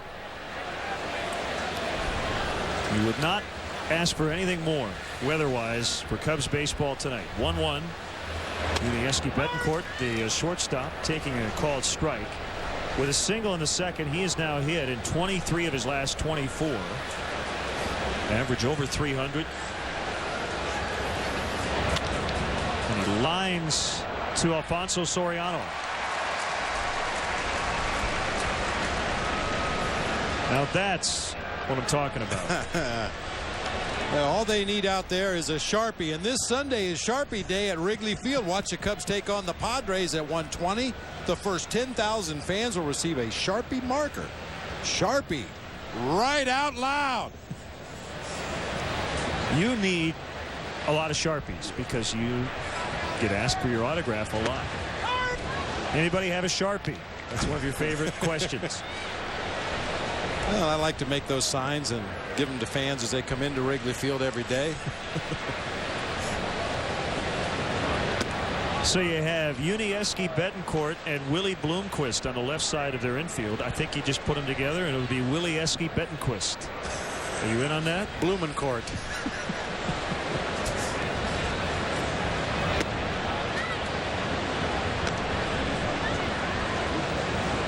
It sounds like, Bob, we're not going to see Adrian Beltre again in this series. He started last night, but then could not finish. I guess he's had a little trouble gripping the bat with a left thumb injury. Sprained his left thumb on June 1st.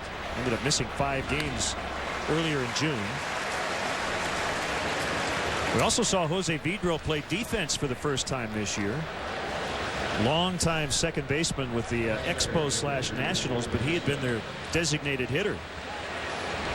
Yeah, when you mentioned Beltre was suffering from a thumb injury, I thought perhaps it had something to do with the 2 barehanded plays he made last night on fairly hard hit balls. I mean, I'm not talking about a roller down the third baseline that he came in and made a barehanded pickup. These were ground balls hit to third base that took squirrely hops at the very end, and rather than try to make an adjustment with the glove and get over there and make the play, he just barehanded the ball through onto first. Betancourt had a barehanded play at shortstop as well. You know, they have made their share of errors, but they've made the big plays as well. Ichiro wins the Gold Glove every year in the outfield. Now playing center field full time.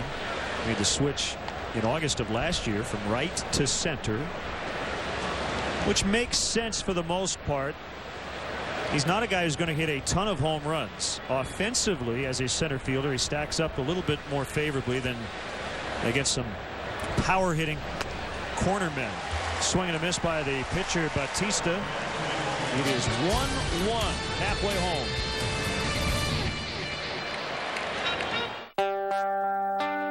Before you order your next beer, consider this. Budweiser still goes to the expense of Beechwood aging, an original old world style of lagering. And Budweiser cares enough to own and maintain world-renowned hop farms. A perfect choice in every corner bar, in every corner of the world. Reach for the perfect balance of flavor and refreshment. Budweiser. Open up a world of taste.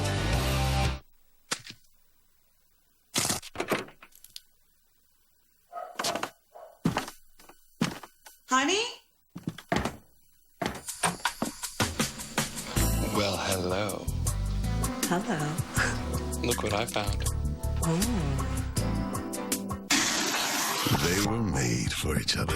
Waffles and soft serve in the new Caramel Waffle Crisp Blizzard treats at Dairy Queen with waffle pieces and chocolate chunks. Do one. Fell so madly in love. Rob loves me for who I am. He loves me for me. It's really amazing to feel that Root loves me so unconditionally. This is eHarmony.com, where thousands of people have found that one special person to accept and love them for who they really are.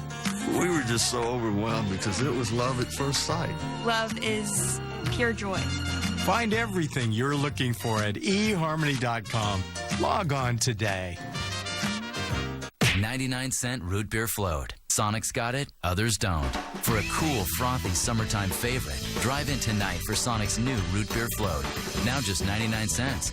Because Sonic is open till midnight or later, and it's even sweeter after dark. Lizzie McGuire, Sunday at 11, only on Superstation WGN. Now tonight's Honda Civic game summary. It's 1-1. Mariners getting their run on a Richie Sexson home run. Cliff Floyd with the RBI for the Cubs. Coy Hill, a couple of hits as he's catching, and 2 walks and a run for Felix P.A. Get performance and save gas. Test drive a new Civic at your Honda dealer today. Father's Day coming up this Sunday. Well, they just saved the money on the card right there. Yeah, they just had you draw that. Yeah. Well, this is where having Felix P.A. in that 2-hole serves the same purpose of having 2 leadoff men at the top of your order. On those occasions where Soriano makes the last out of the previous inning, got P.A. leading off, and should he happen to reach a definite base stealing threat. A lot of number 2 hitters are in that spot because they bunt well, they hit the ball the opposite side very well, but they don't necessarily run well. Felix P.A. runs really well. In the center, Ichiro is going to have to hold up, play it on the hop. 3 times P.A. has been up at the plate, and he's gotten on base every time. Underscoring the patience. The first time up, 49 at bats, he walked once. And just a couple fewer at bats than that the second time up. And maybe the last time he'll ever be called up. 5 walks, and he's now scored 10 runs in 11 games. And has worked a lot of deep counts as well. I mean, even the strikeout last night with the bases loaded was a deep count. Sherrill had to work extremely hard to get him out and made a borderline pitch for a called strike 3, but a real good at bat.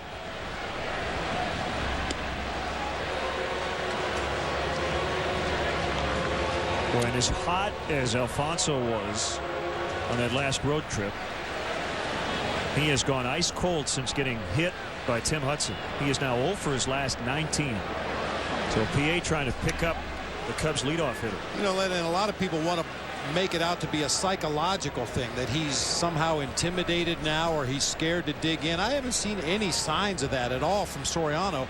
People tend to discount the physical part of it. He got drilled in the back of the left shoulder. That's an important body part to swing the bat. I think much more so than the psychological effect of the beating is the physical effect that you suffer for a week or so until you get that soreness out of there. Prior to that, he was 19 for 37 with 6 home runs.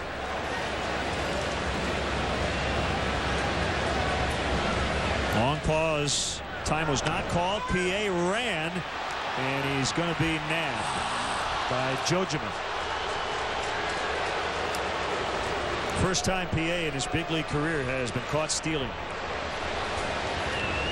Well, I think in that particular case, it's incumbent on Derek Lee to call timeout. You can't let the pitcher stand out there that long. Your base runner either is going to do one of 2 things. He's going to get lead legs from waiting so long and not get a good jump, or he's going to jump too soon and get picked off. The hitter has to protect that base runner and call timeout when that pitcher's out there holding the baseball that long.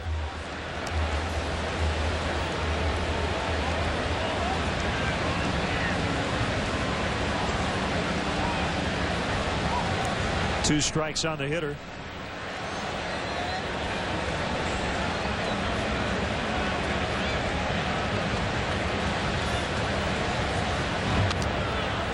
Fisted foul. Of course, Derek may have been requesting timeout from home plate umpire Paul Schreiber. We can't hear what Derek was saying down there, but the home plate umpire is under no obligation to grant you timeout. If he feels that pitcher is close enough to delivering the baseball that it's going to possibly put him in a position to be physically injured if he stops, that home plate umpire doesn't have to give the batter timeout.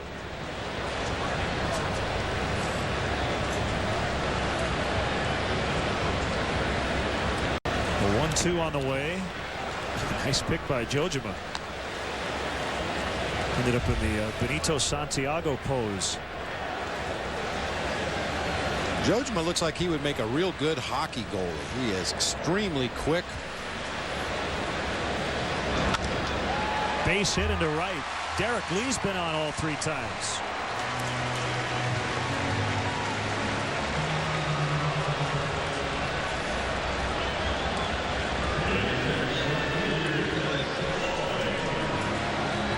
See where Jojima sets up on the outside corner. That pitch comes right down Main Street. D. Lee just stays on it, drives it to the opposite field. Good opportunity here for Cliff Floyd once again. Has that big hole on the right side of the infield. An RBI ground out in his second at bat. He's 0 for 2.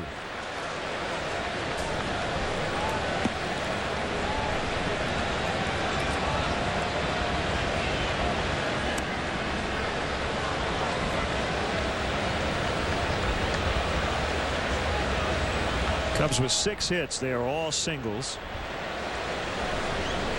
The Mariners have 4. They've hit 1 home run. That's the only extra base hit tonight.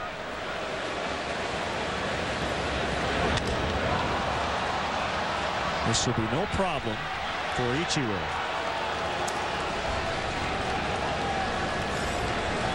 So 2 outs. DeRosa comes up, and there are a lot of Cub fans who may not be that familiar with this Seattle franchise. The Mariners celebrating their 30th anniversary here in 2007. Began in 1977 and as an American League expansion team. 4 playoff appearances, all under Lou Piniella. When Lou managed in Seattle, he was a 2-time American League Manager of the Year. They won 116 games in 2001. That tied the all-time single season record set by the 1906 Chicago Cubs. Last year finished in last in the American League West for the 3rd consecutive year, but they've gotten off to a very good start this year. And coming into action tonight, just 3 games out in 2nd place behind the Angels in the American League West.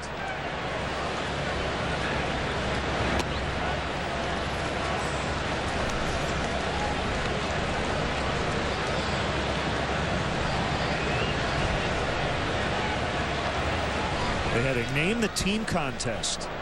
Over 15,000 entries and over 600 different names were submitted before they picked the Mariners. Roger Zamotis of Bellevue, Washington. His entry said, "I've selected Mariners because of the natural association between the sea and Seattle and her people who have been challenged and rewarded by it." So now you know. I'll buy it. That from the Mariners media guy. Has a much nicer ring than the Seattle coffee shops, which there are a lot of in Seattle. It would be appropriate. Remember the Seattle Pilots? They were there for 1 year before they became the Milwaukee Brewers.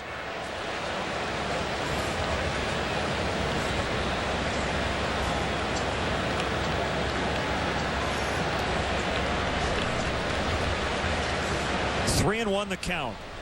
Mark DeRosa. Derek leaning but not running, and he can walk to second base. And while we have a moment, let's step aside and see what's coming up on WGN. It's the funniest bloopers, blunders, and embarrassing moments, all caught on tape. America's funniest home videos. Weekdays at 7 Eastern on Superstation WGN.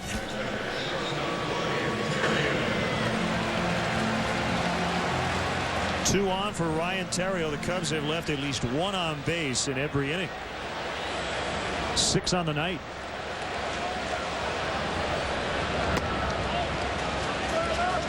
Jojima wanted that pitch. He waited, didn't hear the strike call from Schreiber, and then tossed it back to his pitcher. It's one of those nonverbal things you can do as a catcher. You don't have to say anything. You just kind of freeze momentarily and then throw the ball on back to your pitcher, and the umpire knows that you thought it was a good pitch. You're essentially saying, "Are you kidding me?" without saying anything.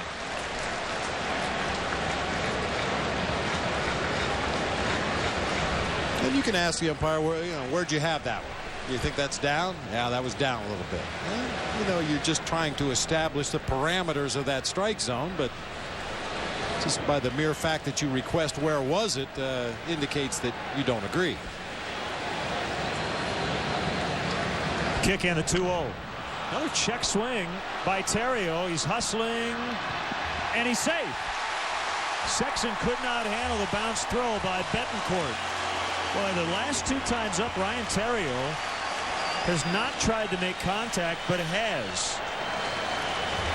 And it'll be an error on Betancourt. That's his 15th of the year. Check swing.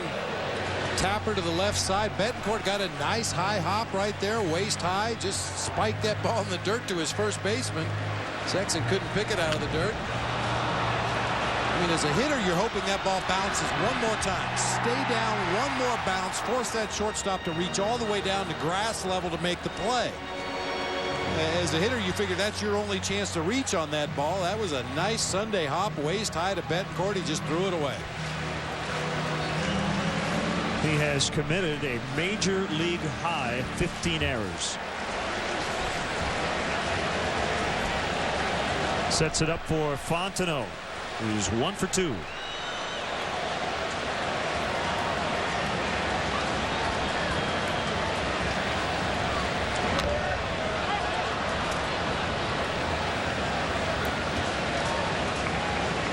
This was the problem last night. Bases loaded, but they had nobody out in the 8th inning after tying the ball game and could not get that go-ahead run in. Cubs went 0 for 5 in this spot. Their average with runners in scoring position, they've been basically atop the league.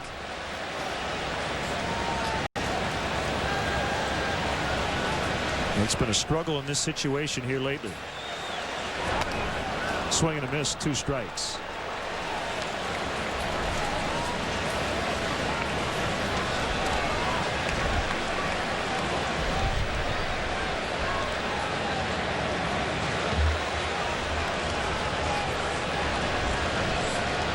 Lee, DeRosa, Terrio, the runners. They've all got none different ways. Single, walk, error.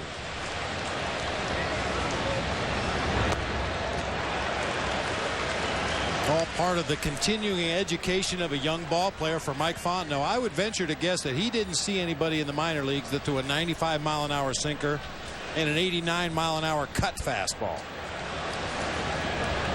But he's seeing a boatload of them here tonight from Miguel Batista.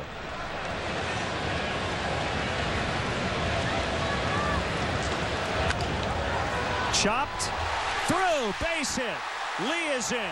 DeRosa right behind him. Fontenot gives the Cubs a 3-1 lead.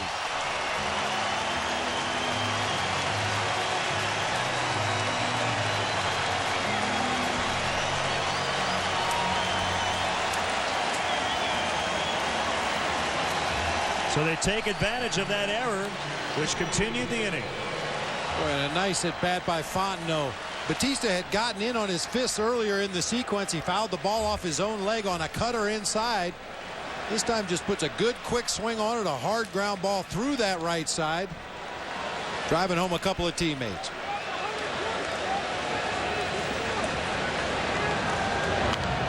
Off the end of the bat, and Coy Hill is thrown out by Batista.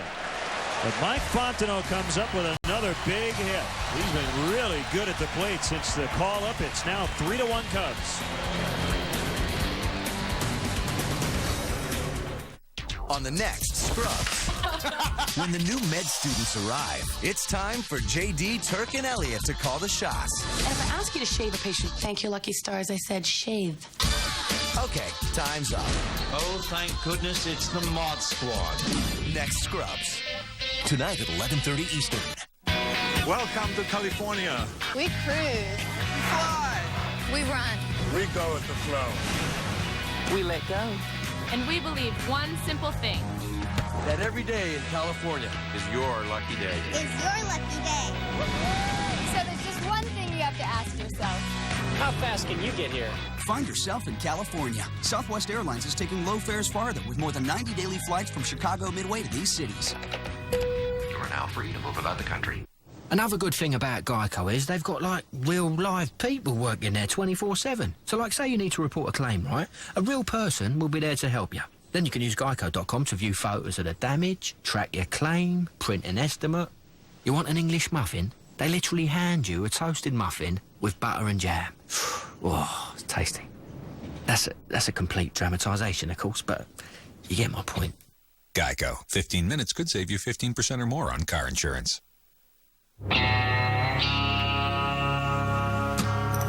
Fast-acting Roundup. So effective, it even beats the weather. Roundup kills to the root and works so fast, nothing can stop it, not even the rain. So weeds go down and stay down, guaranteed. Roundup. Faster, better, rainproof.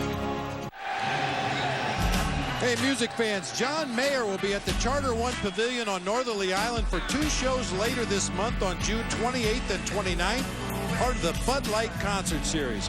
Ben Folds will open what should be a night of great music. Tickets are on sale now. If you want tickets, visit livenation.com or call Ticketmaster at 312-559-1212. Bud Light and great music, always worth it. We got an email about the 7th inning stretch. Tomorrow it'll be the Fray. We're in town. The Fray with OK Go coming up this weekend. Ichiro shoots it into center. PA going to track it down. Ended up kicking it. And that's going to send Ichiro all the way to third base.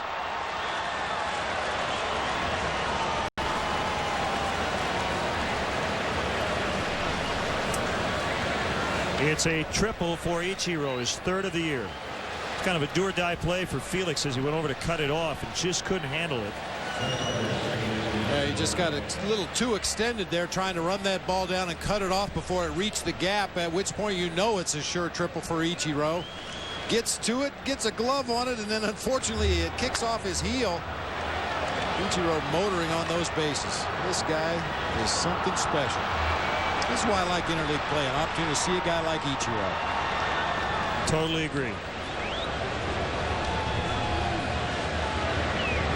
I wouldn't mind seeing him go 0 for 12 in this series, but we don't get to see him very often. See him get caught in the rundown between third and home again. That'd be all right. That's how he started the ball game. He singled, went to second on a pass ball, went to third on a wild pitch, and then got caught in the rundown and was tagged out. Bouncer. Ichiro's going to try to score, and Terrio forced to throw to first.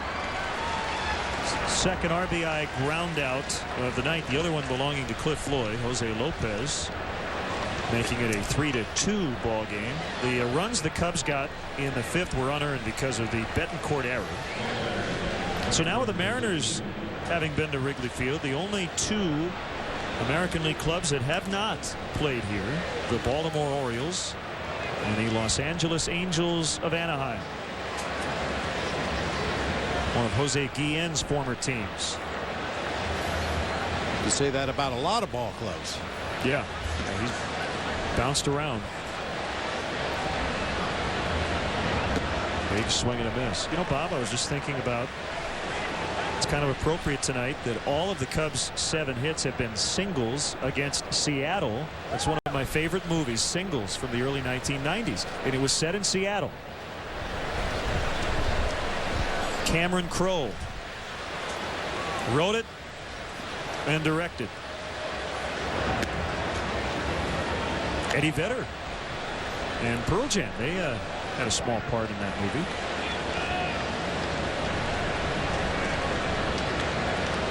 Kira Sedgwick, Campbell Scott, Matt Dillon. It was fun.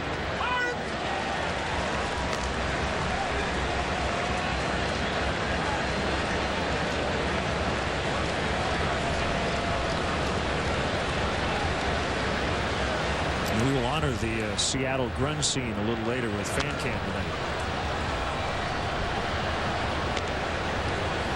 Had a lot of choices tonight. Mudhoney, Hopeless in Seattle. Over at High Tops across the street.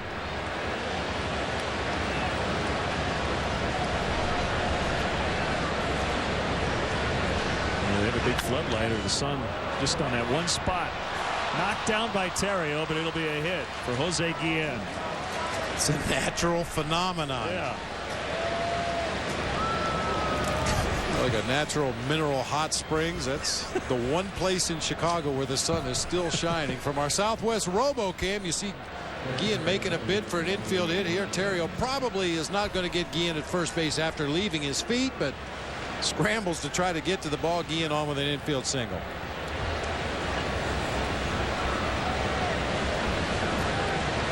If you ever have trouble sleeping some night and you want to work on your tan, just go over there in front of High Tops. Put some sunscreen on, catch some rays at midnight. Kind of like Alaska. Yeah. It just stays sunny 24 straight hours. Is that coming up? I would think so. No, would that be in the winter? I think it's this time of year, Okay, because yeah, if I'm not mistaken, that the Alaskan Summer League for college ball players, they play a game that starts at midnight. June 21st. The summer solstice. I'm an idiot. Why would that happen in the winter in Alaska? Okay, then. That's when you play the night games that start at noon. You have to turn the lights on. Yes, we are in the northern hemisphere, along with Alaska.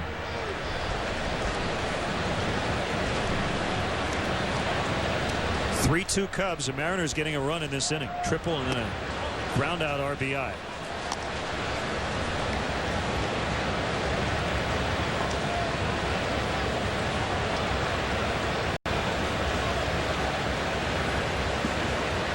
Sexton on deck.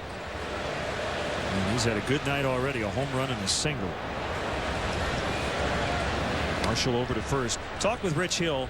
The umpires were talking to him about the hesitation move to first. Now he did later balk. It wasn't that move on which he balked, but it sounds like Rich would like to continue to use that hesitation move. You can't come to a complete stop. Although Lou said there's some ambiguity in the rule book about it, but the umpires essentially said that Rich was stopping twice in the set position. He was getting set, and then when he lifted his leg, he was stopping again. But they didn't call a balk on him for that. Now, the only question I would have, and I guess it depends on the situation, but if you have a tight game and runners at first and third, I wonder if it would make Rich hesitate to use that hesitation move. 6, 4, 3, double play. Second time Marshall's gotten a ground ball double play, and both times it's gone 6 to 4 to 3. Still bright across the street. 3-2.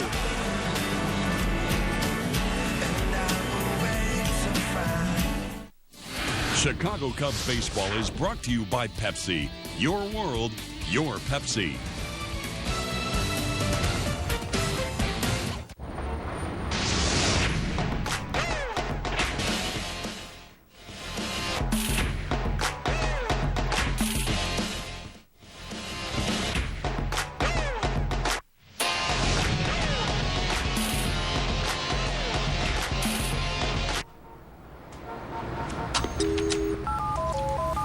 What up, P? Yo, I got an idea. Nick McMurdy chose a Carrier Infinity system because it can save him up to 56% on cooling costs. Here he explains the technology that makes it possible.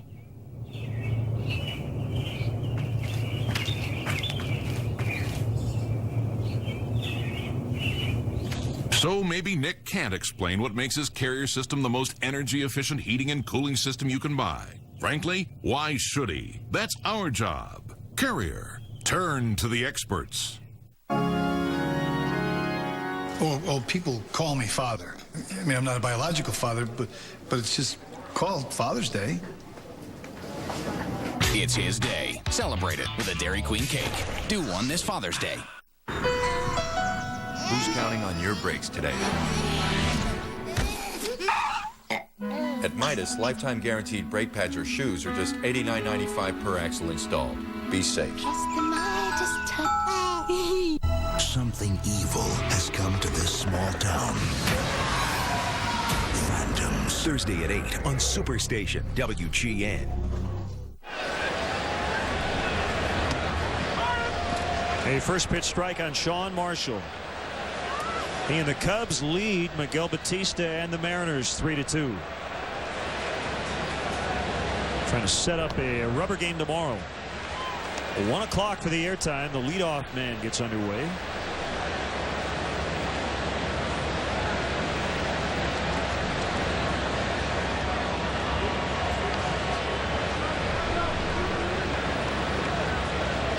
Batista ready for a 1-1 pitch. The dribbler foul toward Matt Sinatro, former Mariners coach under Lou Piniella. That's one of the toughest things Matty has to do all day is determine who gets the foul ball. And in this instance, it was Dorothy. Yeah. You know what Dorothy's doing right now? She's looking for a kid, probably. Well, Dorothy knows the rules. Give it to a kid.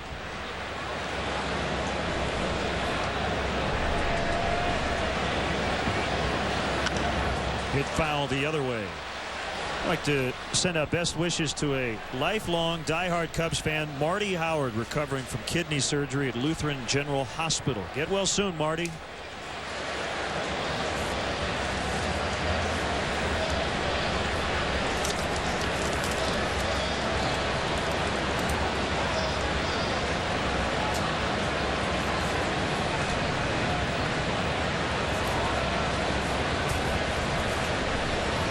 Marshall trying to hang in, and he does. 3-2 the count. Milwaukee has taken a 3-2 advantage in Detroit in the 8th.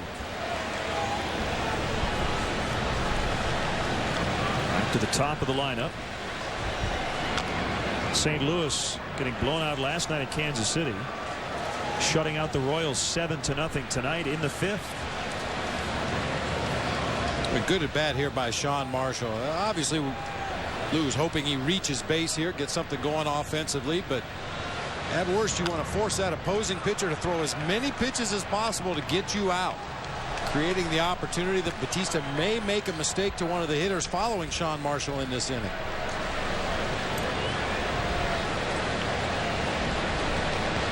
So the pitch number 9 from Batista. I'm just going to see at least 10. I hope the fans are all right in that front row.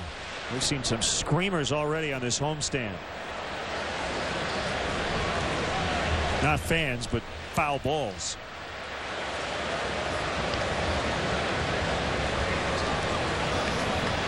The next 3-2 pitch fouled off again. Oh boy, this is getting fun.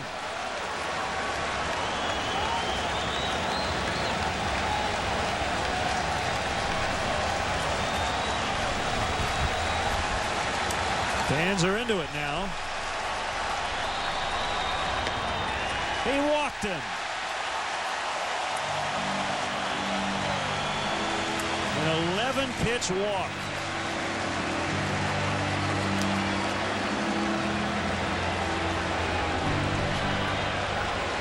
It's like Sean wants his jacket down there at first base.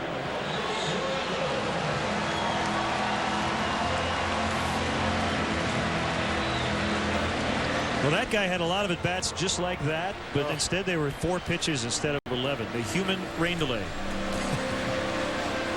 You take 2 minutes between every pitch. Adjust his gloves, adjust his socks, adjust his shirt. Mike Hargrove, the human rain delay he was known as a player.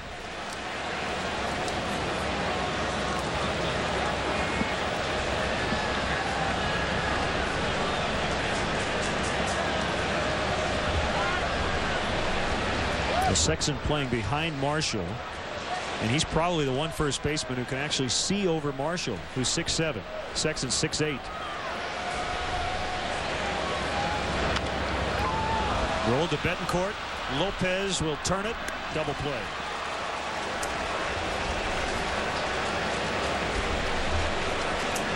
Just like that, 2 outs.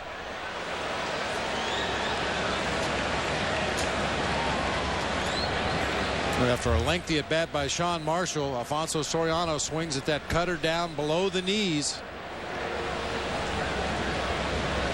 Quick start to that double play by Betancourt at shortstop. He gets his glove in such a position that as soon as he makes contact with the baseball, he's ready to shovel that ball onto second base.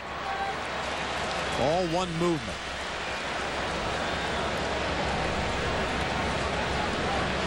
Felix took his time getting out of the on-deck circle with the pitcher running off the field. It's a two-hopper to Lopez. Just like that, the inning's over. The pitcher had the best at bat of the frame. Still 3-2. Simon goes too far. What do you know about judging a talent competition? Come on, you want to do something about it? American Idol Rewind. Sunday at 8 on Superstation WGN. Have you enjoyed a Budweiser lately? Because I can only describe the smoothness you'll get from Beechwood Aging. I can only tell you about the choicest hops. But if you really want to understand what makes Budweiser the king of beers, you have to taste it. Just taste it. The perfect balance of flavor and refreshment. Budweiser. Open up a world of taste. How do we do the soup, salad, and breadsticks lunch at Olive Garden? We start with a salad, then pass around the breadsticks, and finish with the perfect bite. Our unlimited fresh salad, homemade soup, and warm breadsticks lunch, just $5.95, only at Olive Garden.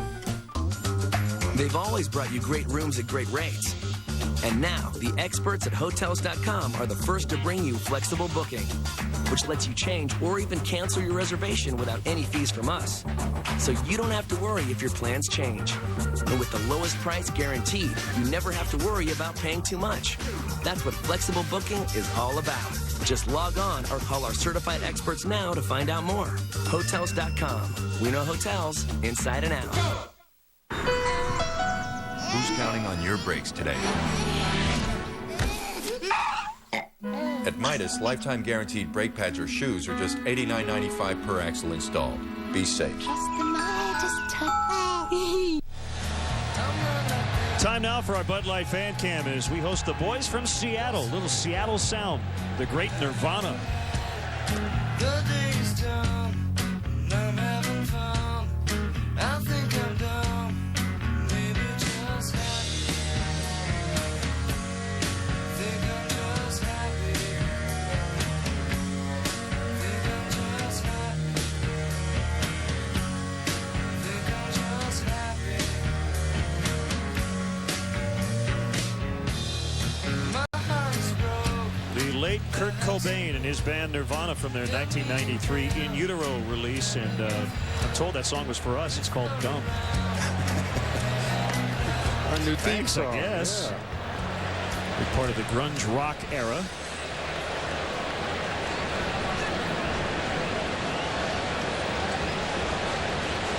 One ball, no strikes on Richie Sexson. We're in the 7th inning. Cubs lead 3-2. Foul back.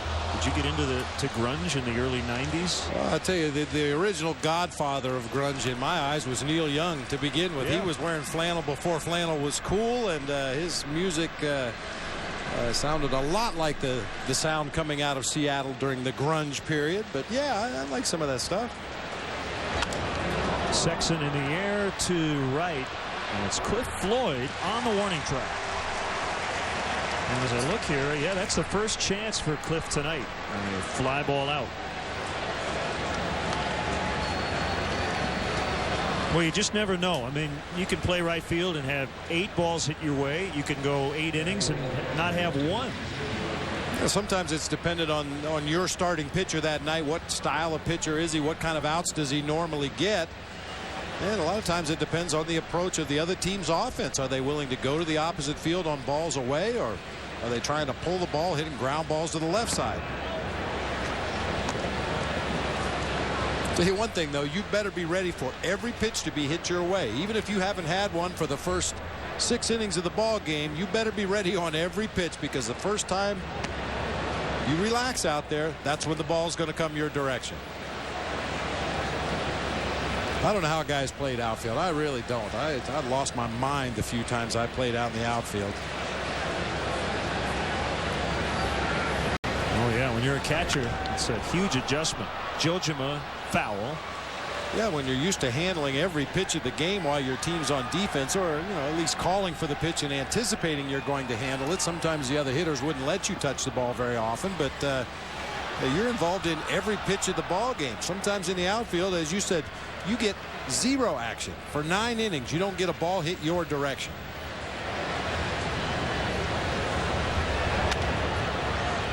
why you see outfielders sometimes on a bright sunny day between pitches. You'll look out there and they'll be practicing their swing, looking at their own shadow on the outfield grass. You never see a catcher do that. No time. Yeah.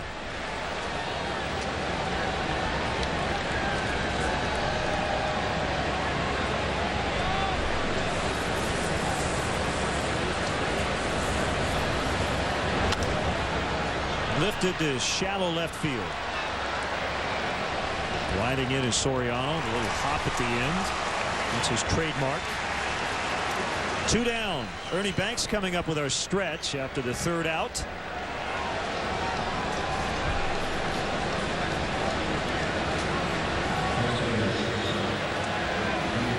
He's ready to go. Mr. Cub.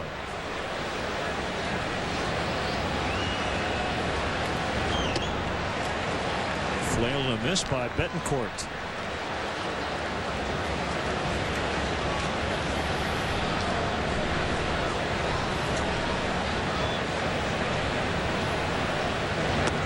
Maybe another no-hit bid tonight, Bob. Adam Wainwright of the Cardinals no-hitting Kansas City through 5. It's 7-0 St. Louis.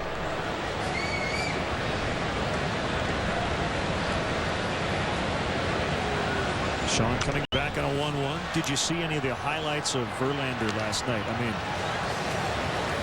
that stuff was as good as, I mean, every pitch. I mean, the breaking ball was crisp. He was hitting 100. He was hitting 102. It just didn't look like Milwaukee had a chance in that ball game. Well, we've seen plenty of the Brewers already this year. We know what kind of an offensive lineup they can run at you on a given night. So that really speaks to how good Verlander must have been last night.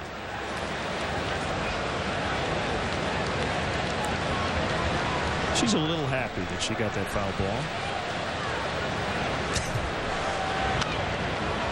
Pop foul back our way.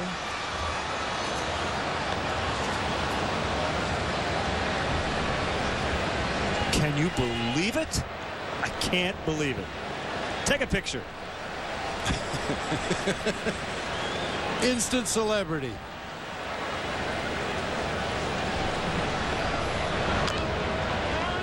That's a foul ball. Came back up and hit Betancourt.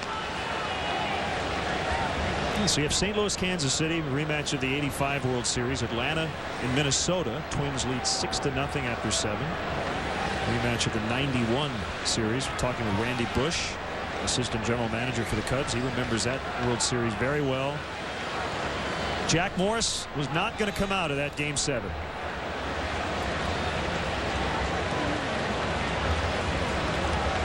Tom Kelly tried to take him out. He said, I'm not going. Soriano coming in. He has it on the run. Here comes Ernie. Taking me out to the ball game is Mr. Cub, Ernie Banks. Hey! Baseball, hot dogs, and apple pie. Take a journey with Ernie. On 1, on 2, on 3. Take me out to the ball game. Take me out with the crowd. A little faster.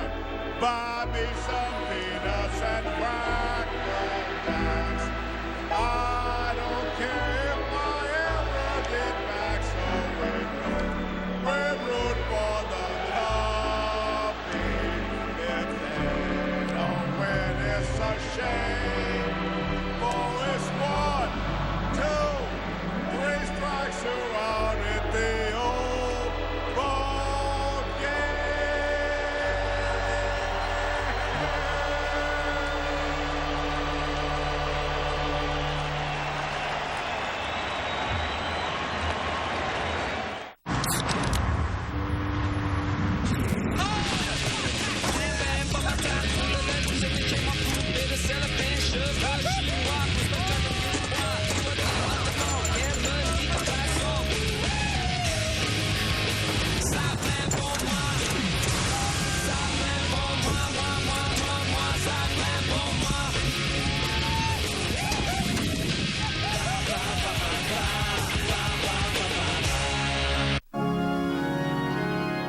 Well, people call me father. I mean, I'm not a biological father, but it's just called Father's Day. It's his day. Celebrate it with a Dairy Queen cake. Do one this Father's Day. Watch Funniest Pets and People and get your groove on. Kick up your heels. Maybe do-si-do or do-si-don't. Watch people and their pets get funky. It's so funny, it'll bring you to your knees. Mr. Cub, Ernie Banks with us. Hi, Ernie. Always great to see you. How are you? Thank you very much. Thank you. It's nice to be here. Nice to see both of you guys. Good to see you, Ernie. You're doing a great job. Well, the Cubs in another tight ball game tonight, trying to close the deal, leading 3-2. And we talked so much, Ernie, about those tack-on runs. Try to add some insurance. How about my friend Derek Lee? He's doing all right? He's coming around. He's coming around. A little hiccup there for about a week, but he's figuring it out. He's too good a hitter to stay down too long. Yes, he is a wonderful hitter and a nice person. Here comes a 2-1 from Bautista, swing and a miss, 2-2. Well, on May 22nd, the Cubs announced that you will be honored with a statue that will be erected at Wrigley Field by opening day of next year. Congratulations. So well deserved. It's a no-brainer. And your thoughts on that honor, Ernie, after the ground ball to Betancourt and 1 out. Well, it's a wonderful honor, and I'm so grateful to John McDonough and the Cub organization, Jesse Jackson, and all the people involved in, you know, making this decision to honor me at Wrigley Field. It's just a wonderful thing. I didn't get a chance to play in the World Series like Bob, but this is a World Series to me. You know, the statue at Wrigley Field is something that just kind of does everything for my whole life. There's Cliff Floyd with 1 out. Nobody on. We're in the 7th inning, and we're joined by Ernie Banks. Have you had any conversations with the people who are going to create this statue and what it's going to look like? No, I have not, but I'm going to do that. Get a chance to visit with them, and hopefully I can pose for it so they can kind of get it right. But it's just a great honor. I'm just so thrilled about this wonderful thing, playing here at this wonderful ballpark, and all these wonderful people here. It's just a great honor. And I'd like for you all now to bring some polish every time you pass it, to polish it, so we can keep it going. You got it. Anything for you. You know that. 2-0 on Cliff. Great atmosphere as always tonight. A gorgeous night. And a base hit for Cliff Floyd in the left. Well, Ernie, we had a luncheon. I think it was maybe in the middle of the winter, and I said it then, I'll say it again, that you and Billy, I mean, represent this organization with so much class. A couple of Hall of Famers on the field, but off the field as well. And I can't think of two better representatives of the Chicago Cubs. I know Billy's here this week as well, and it's just so great to see you guys so much. We actually haven't seen you enough this year here at Wrigley, but I know one of the reasons you were out of town was you were at Dodger Stadium on Jackie Robinson Day this year. What was that night like? Well, it was just wonderful, you know, to be there celebrating Jackie's 60th year at Major League Baseball, and be with his lovely wife and Rachel, and see all the excitement, and you know, that behind this great athlete who I knew and was around and learned a lot from him, and he was like my idol, and to be there was just a wonderful thrill. See, Pagano is running for Cliff Floyd. That Cliff Floyd is quite a hitter, isn't he? Well, he sure is. You know, Bob and I can't think of too many guys in the game today who hit the ball harder consistently than Cliff Floyd. He really does. He hits it all fields as well, and he's got tremendous power. What, he's got a bad heel, or? Yeah, he had the Achilles problem last year, and you know, it'll flare up occasionally. So they have to give him occasional rest. You know, he's not 25 anymore. How young is Cliff? About Cliff's in 22? his mid-30s. 22? I'm going to tell him you said he looks 22. He'll love hearing that. He will definitely appreciate that. Smack foul by Mark DeRosa. Ernie, who were some guys in your playing days that didn't necessarily hit for a high average or hit a lot of home runs, but when they hit the ball, it made that different noise coming off their bat? That's right. It sure does. It really takes off. I mean, I used to look at Joe Morgan, for one, playing second base for Houston and Cincinnati. I mean, he could hit that ball and it just take off.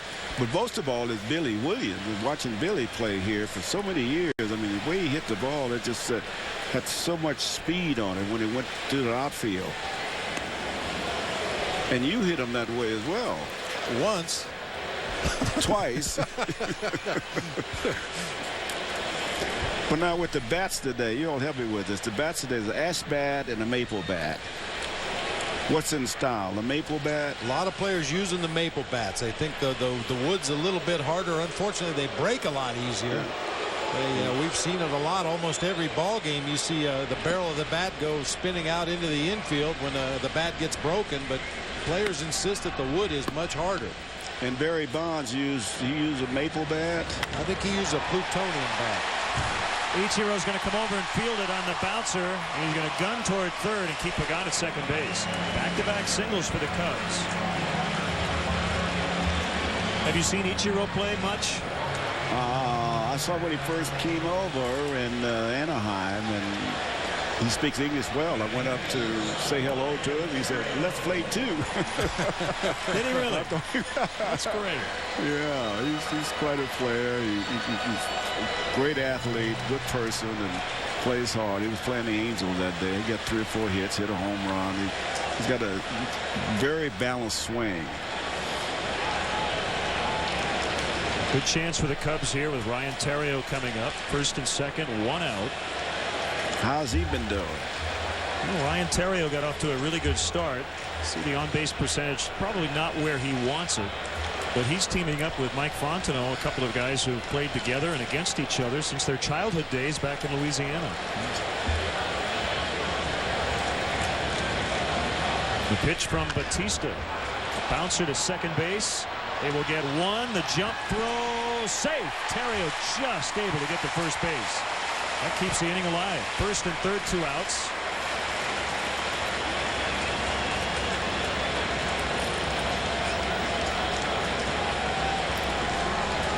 Well, the Mariners do everything they could possibly do to turn this double play. The backhanded shovel toss from Lopez. Betancourt throwing while he's in midair, but Theriot with just too much speed legs it out at first base. Well, 2 outs here in the inning, and we certainly hope it continues and the Cubs are able to add on here. But Ernie, we talk about it just about every time you come up. We've got to get Ron Santo in the Hall of Fame. That's right. What are your thoughts on that in the Veterans Committee and how things work now?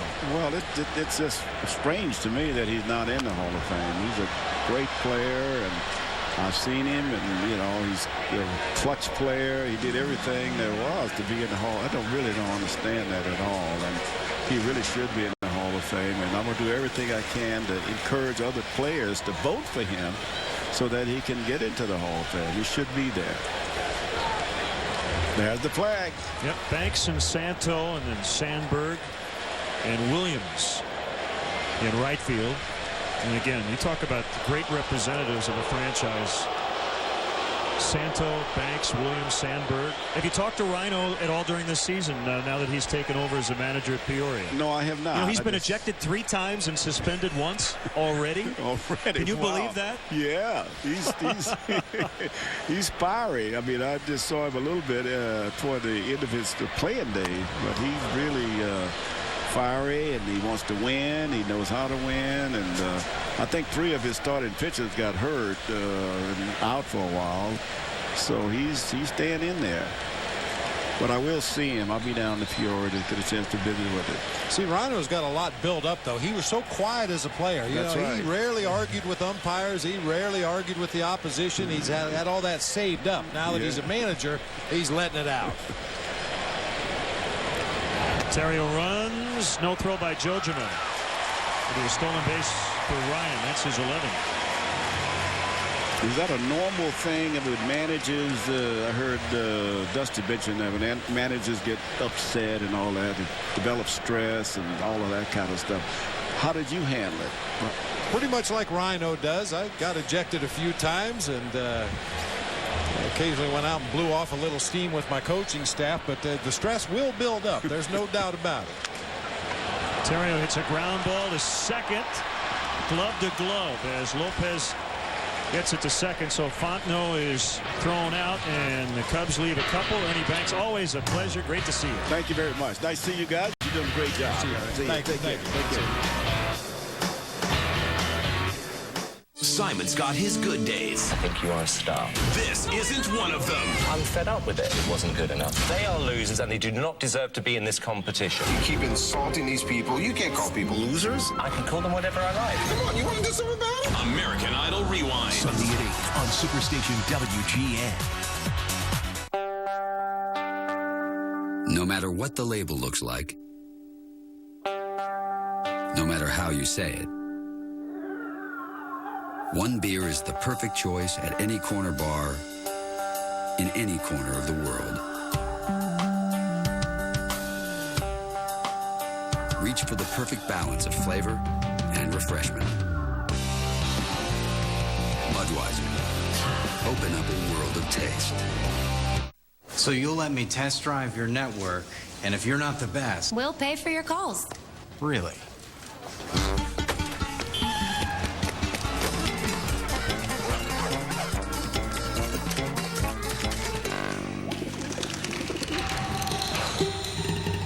You're good. America's most reliable. Well, we'll see about that.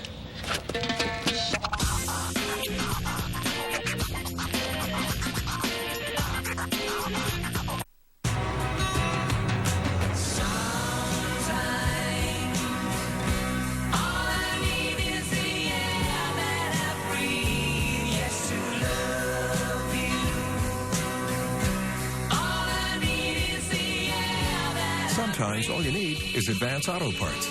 Now through June 30th, all air filters are 25% off. Save gas, save money, breathe easier. We're ready in Advance. Cubs lead the Mariners 3-2 as we get a look at Wrigleyville here in the Lakeview neighborhood.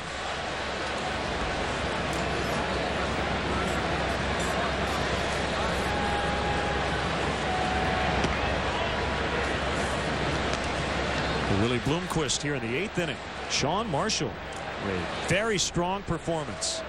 We've said that a lot.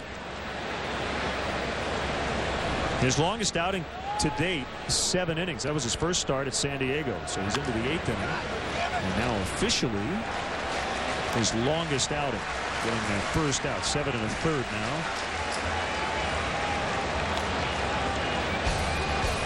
Now a look at our upcoming Cubs high-definition broadcast schedule sponsored by Comcast. Cubs host Seattle again tomorrow on WGN Sports at 1 o'clock. Friday, the Padres come to Wrigley Field. We'll have all 3 games of the weekend set. Friday at 1, Saturday at... Plays it on the backhand, fires across to first a little bit high. D. Lee goes up the ladder, able to keep the foot on the bag easily to get Vidro at first base. We've talked about this in the past. When you have a big, tall first baseman like Derek Lee, if you're going to miss with your throw, miss high. I mean, Derek's very good at picking the ball out of the dirt, but you got a big target to throw to over there. Get it over there in the air. Now, when Mark Grace was playing first base for the Cubs, he always preferred the ball in the dirt. He was very adept at picking the ball, and Sean Dunston and Rhino and others who played on the infield at that time, Gracie used to tell him, if you're going to miss low.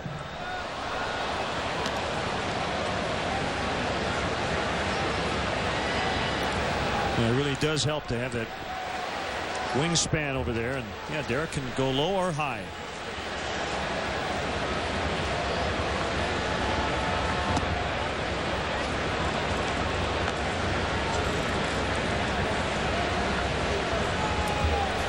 Well, this is big here. Marshall trying to get Ichiro and set it up so whoever pitches the ninth, whether it's Marshall or somebody else, doesn't have to face Ichiro.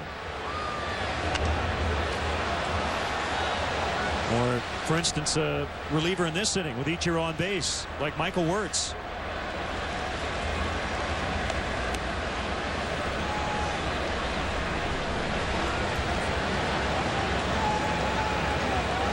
Pitch count not really a problem for Marshall. Ground ball. Kind of an awkward hop off the lip there, and timing, everything was thrown off for Ryan Theriot. Not sure when it took a right turn, but Theriot thought that ball was coming to a different area. He had to backhand it.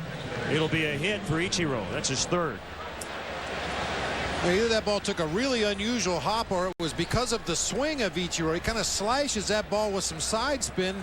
That was working back to Ryan Theriot's right the whole way out there. His throw pulls Derek off the bag, but with Ichiro's speed, all it takes is the slightest mishandling of the ball, and he's going to beat it out at first base.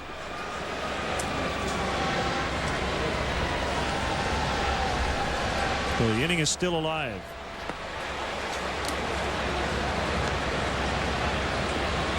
And while this is an American League team, Ichiro's like a National League player that he likes to run. He's only been caught 2 times in 19 tries this year. Last year he was 45 for 47. He had an American League record 45 consecutive stolen base streak broken earlier this year. Starting at the end of last season, carrying over into this year. And it's one thing to steal a lot of bases and get thrown out a lot, but when you have a high stolen base percentage and still put up the big numbers, that's impressive. Nice knockdown by Corey Miller, one of the Cubs bullpen catchers, as he protects Edgar Tovar.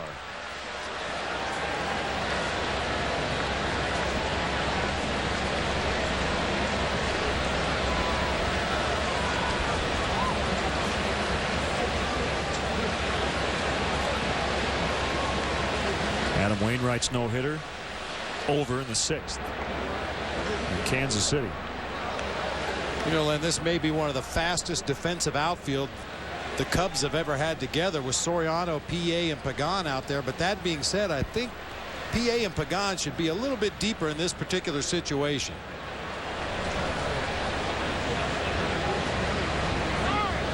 Now, ideally, to cut off balls hit into any of the gaps and make sure that Ichiro cannot score from first base on an extra base hit.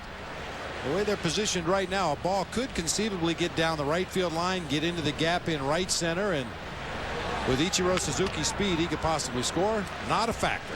Another chance for Theriot. This time, no problem. Sean Marshall threw 8 with a 3-2 lead. Cubs will come up in the bottom half.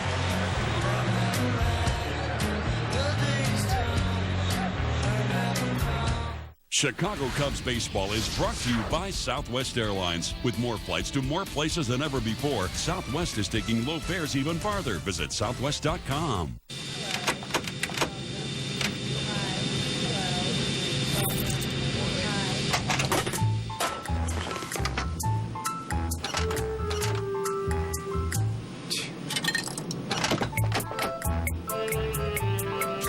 Tired of being nickeled and dimed by other airlines? Is this your first flight?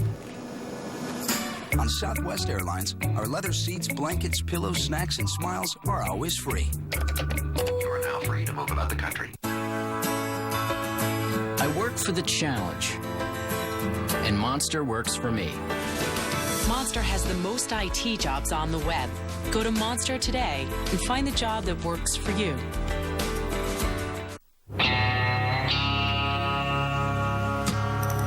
Fast-acting Roundup. So effective, it even beats the weather. Roundup kills to the root and works so fast, nothing can stop it, not even the rain. So weeds go down and stay down, guaranteed. Roundup. Faster, better, rainproof. 99-cent root beer float. Sonic's got it, others don't. For a cool, frothy summertime favorite, drive in tonight for Sonic's new root beer float. Now just 99 cents. Because Sonic is open till midnight or later, and it's even sweeter after dark. America's Funniest Home Videos. Weeknights starting at 7 on Superstation WGN.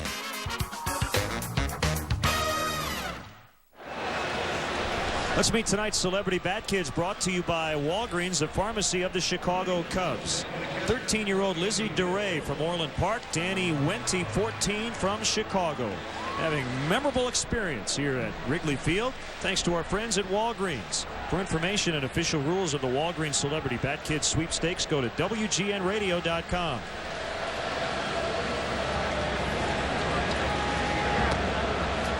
So left-hander Jake Woods is on, and that turns around Coy Hill. Now hits right-handed. 2 for 3 left-handed versus Miguel Batista.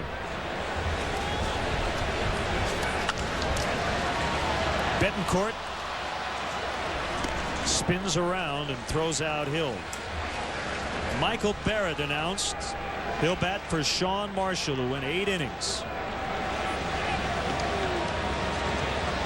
Well, we just cannot say enough about Sean Marshall. He is not pitching like a 5th starter. We can tell you that. Now, most managers will tell you with their 5th starter, they just hope to get him through 5 innings of work and don't give up too much. Sean Marshall has been much better than that. Now, just keep us in the ball game. Give us a chance to win. 5 quality starts. Yeah, for me, what was really impressive too, Len, was it was a shaky start to the ball game for Sean Marshall. Gave up the Ichiro Suzuki base hit, then there was a pass ball, a wild pitch, had a runner at third base, and managed to wiggle out of the trouble and was never really in trouble after that. The solo home run by Sexton leading off the 2nd. Ichiro with the triple in the 6th inning came around to score on a ground out. Other than that, it's been all Sean Marshall.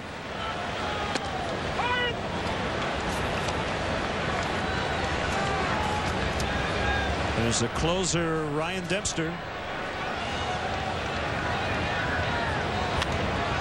Popped up by Barrett. Betancourt makes a catch about 8 feet behind the mound. Well, you had that play last night.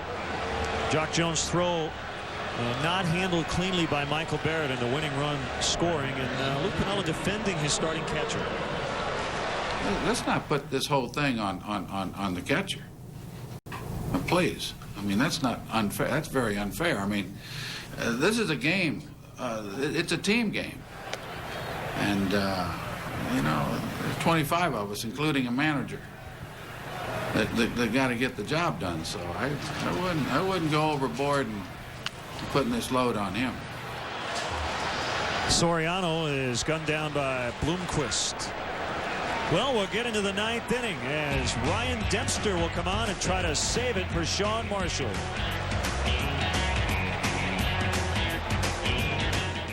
Thursday on WGN. 5 games in 5 days continues. The Cubs and Mariners roll on at Wrigley. Thursday at 2 Eastern on Superstation WGN. Saturday night on WGN. Tommy and the Sox look to light a fire in the Steel City against Freddie Sanchez and the Pirates. Saturday night at 7 on WGN. Before you order your next beer, consider this. Budweiser still goes to the expense of Beechwood aging, an original old world style of lagering.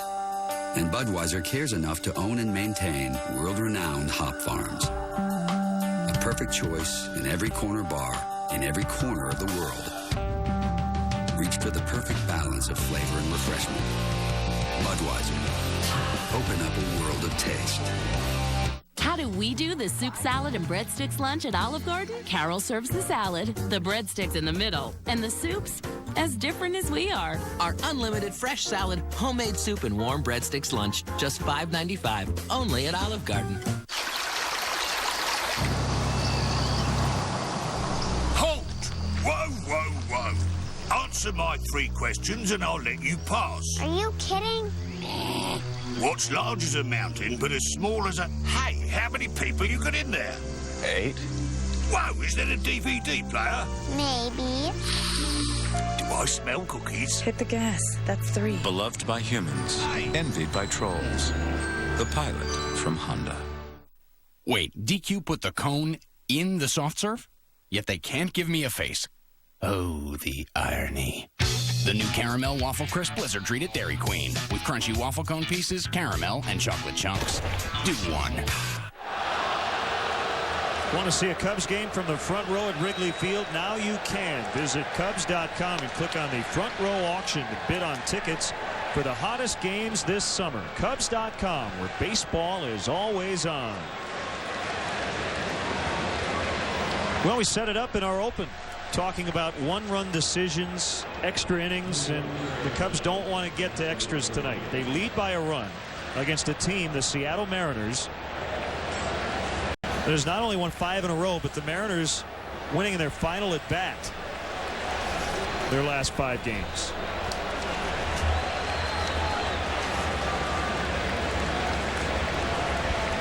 So it's Ryan Dempster against Jose Guillen.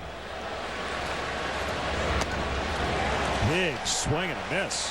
Whew. 96. It was power against power. Guillen will chase that high fastball out of the strike zone up. However, a real good low ball hitter, Ryan Dempster, might be well served to just keep climbing the ladder.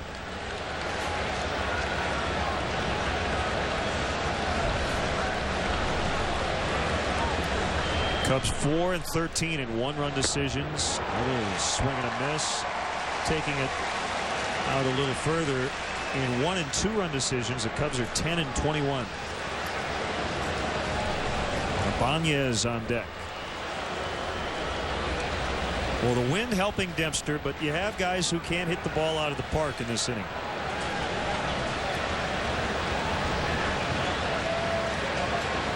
Hill wanted it up. That's where it was, on a fastball. Took everything Jose Guillen had not to swing at that pitch. He loves to chase that high fastball. Coy Hill was almost standing straight up behind home plate. Looked like the old videos of old-time baseball when the catcher used to stand up rather than crouch. Swing and a miss.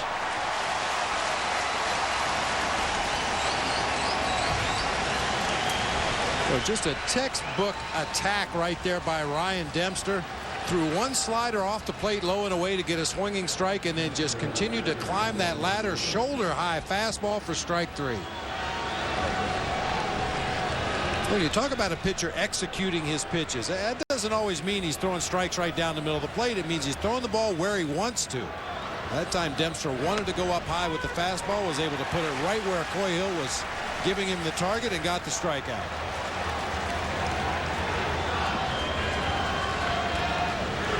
One strike on Ibanez. Just off the plate. Sean Marshall with his longest career outing tonight, 8 innings. Just the second time in his short big league career he has walked 0. 1 strikeout, no walks for the Cubs starter tonight.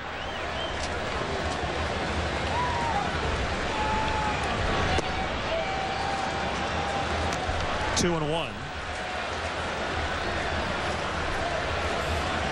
Dempster with a scoreless 9th in game 1.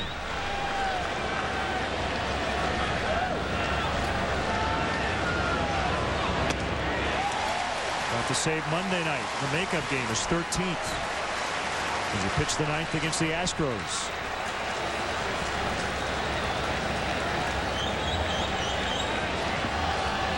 He's been busy lately.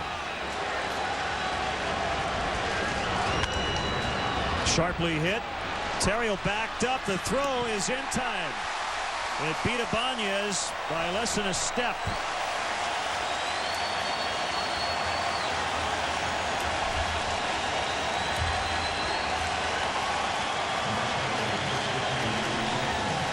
Great anticipation there by Ryan Terrio. Know who your runner is. Know what you have to do defensively. Ibanez does not run well. That time Terrio chose to back up a step to get the big hop. A faster runner, perhaps he charges that ball, but he played it perfectly and got the out. 40,163 paid crowd tonight. Outside corner strike. I think it's safe to say we will not see Ryan Dempster tomorrow. This is 4 in a row for him.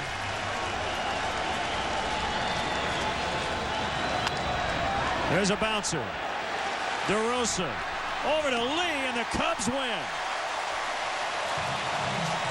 Great pitching performance by Sean Marshall, and then Ryan Dempster with a 1-2-3 night. A strikeout, 2 ground ball outs, and the Cubs have evened up this series. They end the Mariners' 5-game winning streak.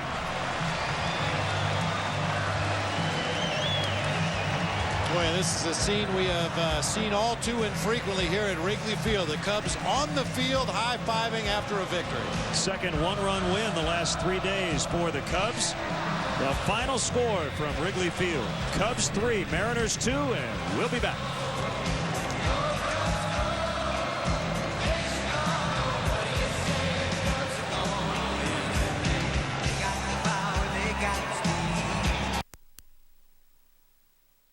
A ticket to trouble. Next on WGN, who ripped off a travel agency? Fellow business owners explain what went down this morning.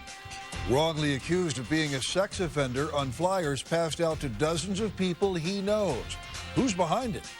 And teens take it. Now they're dishing it out, grading Chicago adults on the decisions we make. From the night I went to the prom by myself to my 18th birthday party where all my ex-boyfriends showed up. It's all right here in the diary of me, Moesha Mitchell. Occupation, teenager. Her name is Brandy. Her show is Moesha. Her message? Follow your own star. Weekdays at 5 on Superstation WGN. So you'll let me test drive your network, and if you're not the best... We'll pay for your calls. Really?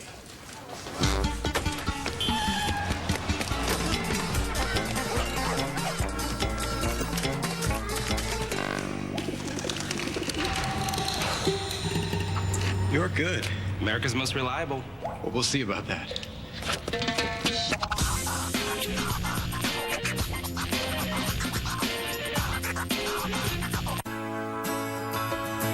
I work to close the deal. And Monster works for me. Monster has the most sales jobs on the web. Go to Monster today and find the job that works for you. The latest Turtle Wax breakthrough in car polish is clear, crystal clear Turtle Wax Ice. Ice leaves no white residue on trim or in seams. I had no residue whatsoever. Ice leaves nothing behind but pure shine. Now, your choice is clear. Turtle Wax Ice. Nick McMurdy chose a Carrier Infinity system because it can save him up to 56% on cooling costs. Here he explains the technology that makes it possible.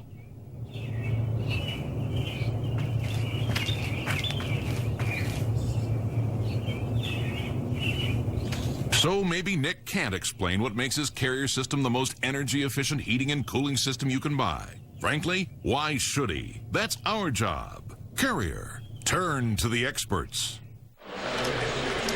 For the Chicago Cubs, 3 runs on 9 hits. They were all singles. No errors. 10 men left for the Seattle Mariners. 2 runs, 7 hits, 2 errors, 3 stranded. Sean Marshall with a win. He improves to 3-2. Miguel Batista suffers the defeat. He's 7-5. Ryan Dempster with save number 14. 2 hours, 23 minutes, 40,163 in the first 57 games. The Cubs with 2 one-run wins. They have 3 over their last 7. Hey, how about Mike Fontenot had the big hit? We'll talk about the Bud play when we come back.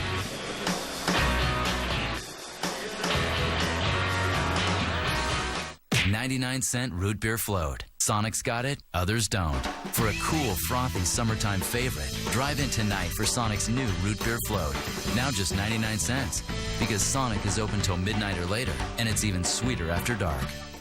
You're messing with the wrong guy. We're up to 1 million hits. Sweet. Who is it? Chuck Norris. Yeah, right.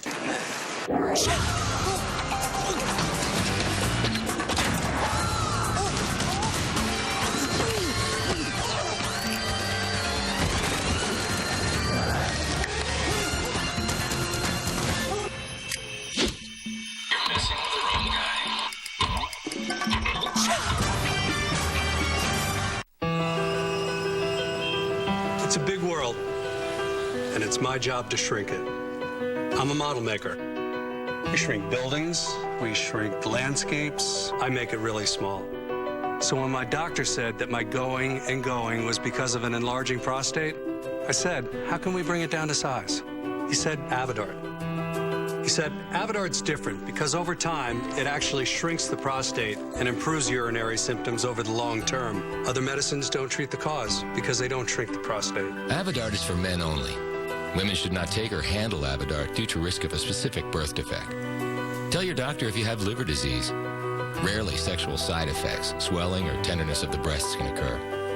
Only your doctor can determine if your symptoms are from an enlarged prostate and not prostate cancer. So have regular prostate exams. Ask your doctor about Avodart today. It's your growing problem. It's our job to shrink it. Avodart. Who's counting on your brakes today? At Midas, lifetime guaranteed brake pads or shoes are just $89.95 per axle installed. Be safe.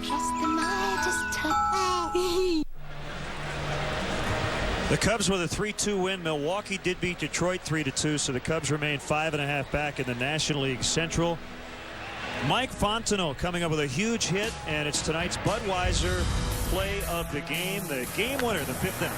Well, the thing you got to love about Mike Fontenot is he doesn't try to do too much at the plate. He knows he's just a contact hitter. Put the ball in play wherever it's pitched. That time found the hole in the right side to drive home a couple of runs. Budweiser, the perfect balance of flavor and refreshment. Open up a world of taste. Cubs will try to win the series tomorrow. We'll wrap up tonight's broadcast and set the pitching matchup for Thursday after this.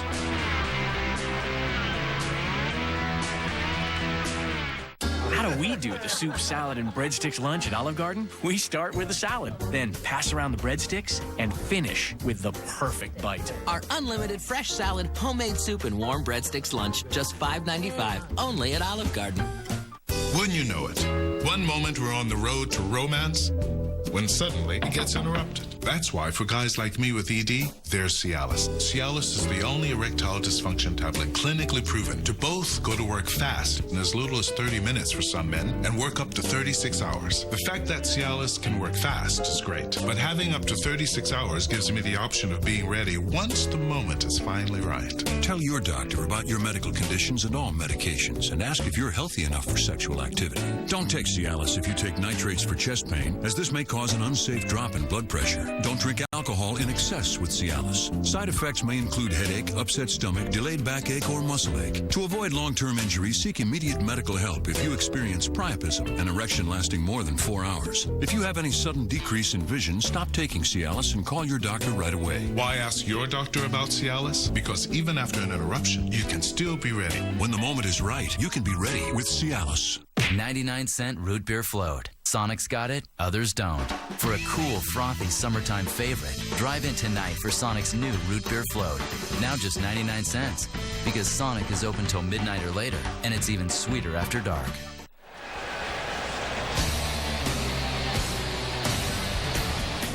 Our next telecast of Cubs baseball on WGN Sports, your official summer baseball station, will be tomorrow afternoon when the Cubs wrap up this interleague set with the Seattle Mariners. Jeff Weaver looking for his first win.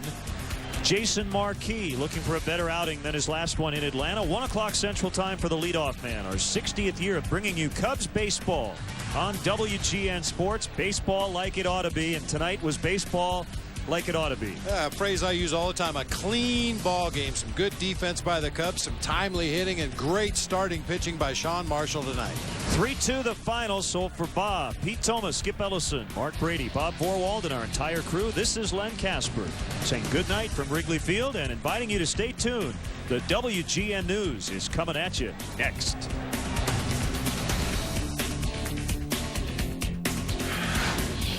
Chicago Cubs baseball, brought to you by Budweiser, the perfect balance of flavor and refreshment. Open up a world of taste. Comcast. Catch more Cubs home games in HD on Comcast Digital Cable. Call 1-888-4BEST-TV today.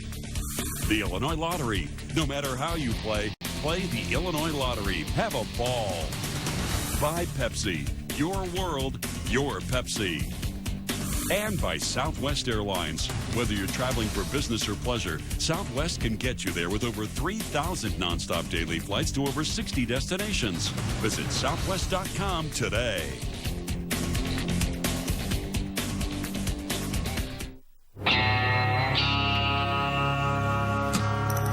Fast-acting Roundup.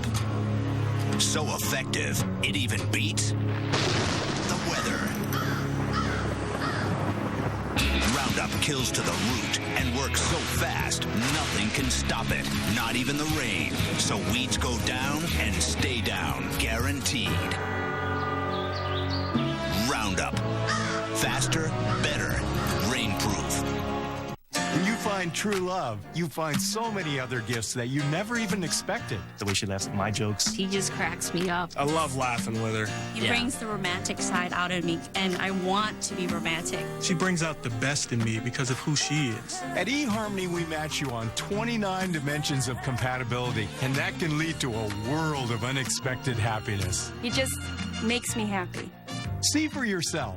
Log on to eHarmony.com today. Why does that bother you? Why does it bother me? So easy a caveman can do it? Well, it's just a commercial. Okay. Well, what if it said Geico.com, so easy a therapist can do it? Well, that commercial wouldn't make sense to me. Why not? Well, therapists are... Are what? Smart?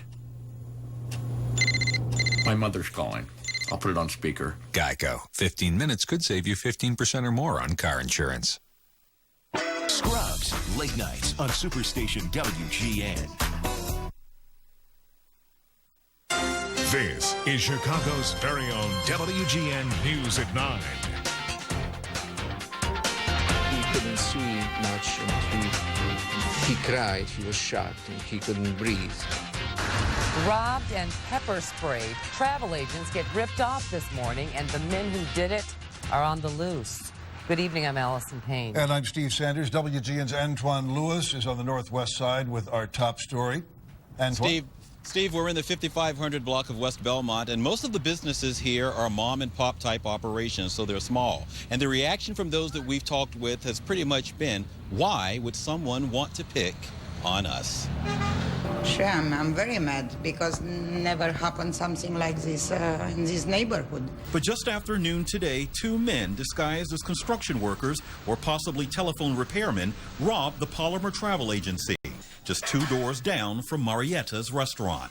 No, I'm not scared, just upset. Police say the men had on orange work vests and yellow hard hats. Apparently, they were waiting in the alley behind the business for the agency's courier. When they saw him, police say they hit him with a large object, then sprayed him with mace. He couldn't see much, and he cried. He was shocked, and he couldn't breathe. Business owner Yurak Zajac was inside the travel agency when the courier came back in after the attack. He comforted the 66-year-old man until paramedics arrived. I was trying to be helpful as much as I could. But there was nothing I could do, beside, having the man sitting on a chair and giving him some water. Police say the suspects maced a second employee before taking off with an undisclosed amount of cash, which is especially frustrating for all of these business owners, since most of their operations are small. Urek owns a Christian bookstore across the street from Polymer Travel. After it was all over, he came back to his store and prayed. To whatever comes, your way, you have to deal it and ask God for help with things like that. So you try to live in peace. You try to pray. The employees that were injured in the robbery are expected to be okay. They were taken to a local hospital. Police are still working on more concrete suspect information. We will pass that along as soon as we get it. We're on the northwest side tonight. Antoine Lewis, WGN News. Antoine, thank you. Chicago police are issuing a community alert following the sexual abuse of a 10-year-old girl. Police say the attack happened last Saturday afternoon. The girl was playing outside her home in the 5100 block of South St. Louis when the man approached. The suspect is described as a Hispanic with a light complexion, 60 to 70 years old, 5'8" to 5 to 6 feet tall with a slim build. He has brown eyes and a mustache and walks with a limp. If you have any information, please call Chicago Police. Police in Delavan, Wisconsin say the weekend shooting that left 6 people dead was a murder-suicide committed by the father of the children.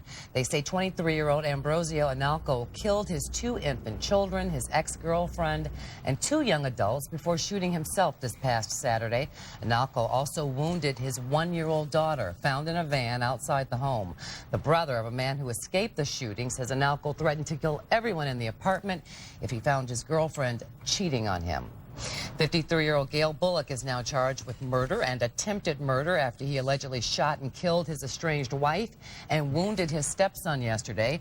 41-year-old Jacqueline Bullock returned to the house she shared with her husband on the southwest side to pick up some mail. She and her 14-year-old son had just attended his graduation from elementary school. The teenager is in stable condition. Neighbors say Gail Bullock just lost his job and was not invited to his stepson's graduation. A very vocal former alderman in Chicago is silent tonight. This after federal prosecutors formally indicted her on bribery charges. Last January 20th Ward Alderman Ernie Troutman was arrested. Today, prosecutors are taking the process one step further in the courts. WGN's Julie Unruh is here with details. Julie.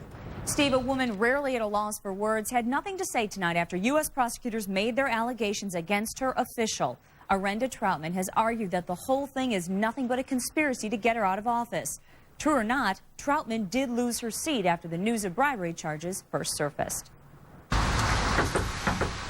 Not a soul at home this evening in the 20th Ward. This is the house where Ernie Troutman, the former alderman, lives as a private citizen now. She lost her bid for re-election in February. Now her offices are completely boarded up.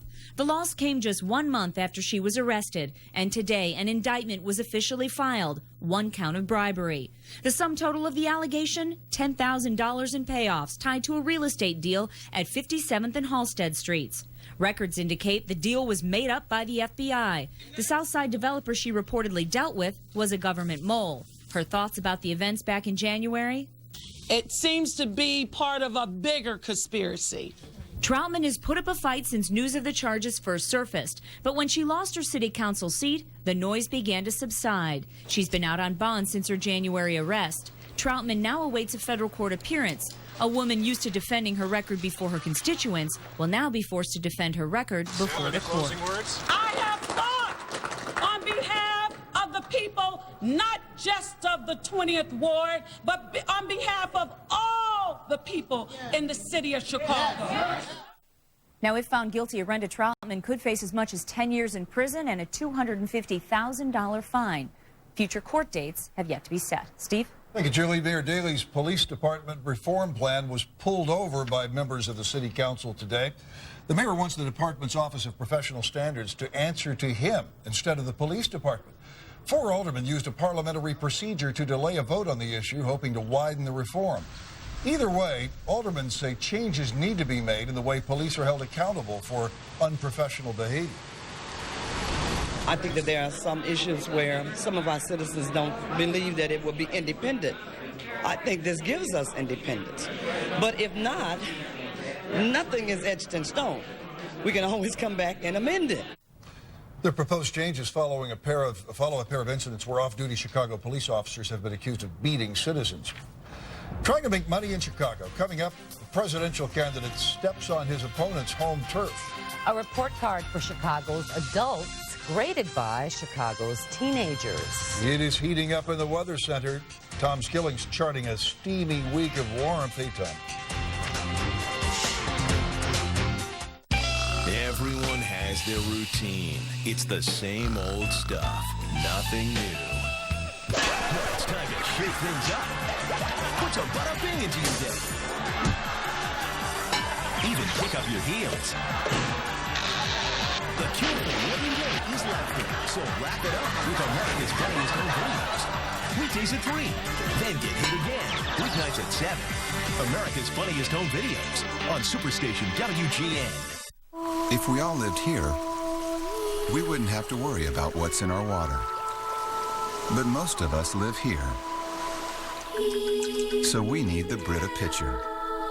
Its filter removes 98% of lead and reduces chlorine flavor and copper. So even if you don't live here, you can still have healthier, clean-tasting water. Now get great-tasting water from your refrigerator with refrigerator filters from Brita. Attention for an important medical alert for people taking the prescription drug Tequin. This antibiotic that treats pneumonia, bronchitis, and other urinary tract, kidney, or skin infections may cause serious, even fatal diabetes and blood sugar disorders. If you have symptoms of diabetes, blood sugar disorders, hypoglycemia, or hyperglycemia after taking Tequin, call 1-800-598-1895 now. That's 1-800-598-1895. I show comparison rates from other insurance companies. At Esurance, if we can't give you the best deal, we'll show you where you can and help you buy the policy right away. Looks like the competition couldn't handle Esurance. Quote and compare. Visit Esurance.com today. Irritating skin itch? Get the quick fix. Bug bite itch? Get the quick fix. Gold Bond Anti-Itch Cream helps stop skin irritations and itches fast with 2 strong medicines. Got an itch? Get Gold Bond Anti-Itch Cream, the quick fix for almost every itch. You're watching Chicago's very own WGN News at 9. Militants in Iraq bombed a revered Shiite shrine today, the same shrine that was attacked early last year. Here you can see what the shrine looked like after last year's bombing. Those 2 golden minarets still stood, but today the 100-foot towers were destroyed by suspected Sunni bombers. The Iraqi government is now trying to contain retaliation from Shiites. Last year, the United Nations reported at least 34,000 civilians died in violence following the shrine bombing. Democratic presidential hopefuls John Edwards and Barack Obama are not conceding each other's home states. Edwards, the former vice presidential candidate, was in Chicago this afternoon. He hosted a fundraiser at BB's Bar and Restaurant on East Hubbard. Meanwhile, Senator Obama is preparing for a pair of fundraisers tomorrow in Edwards' home state, North Carolina. American teenagers are handing out report cards to adults, and the grades are not good. Results of the 9th annual You Can Teen Report Card were announced today at Chicago Public School headquarters. The survey asks more than 1,000 teens aged 12 to 19 nationwide to grade parents, politicians, and other adults in such areas as honesty, leadership, and safety. Our nation's adults earned their worst grade for their ability to run the government successfully. A grade of C- is ridiculous. Our youth deserve courageous, authentic leadership from adults. Our youth deserve to be a continued priority. And here's that report card, as Charlotte told us, the lowest grade, C- for adults' ability to run the government, C for keeping schools safe from violence and crime, and for listening and understanding, C+ for leading by example, also C+ for being honest and building healthy relationships with young people, and a B- for protecting teens from gun violence and teaching positive values. A West suburban man is out to clear his name after someone falsely accused him of being a convicted sex offender.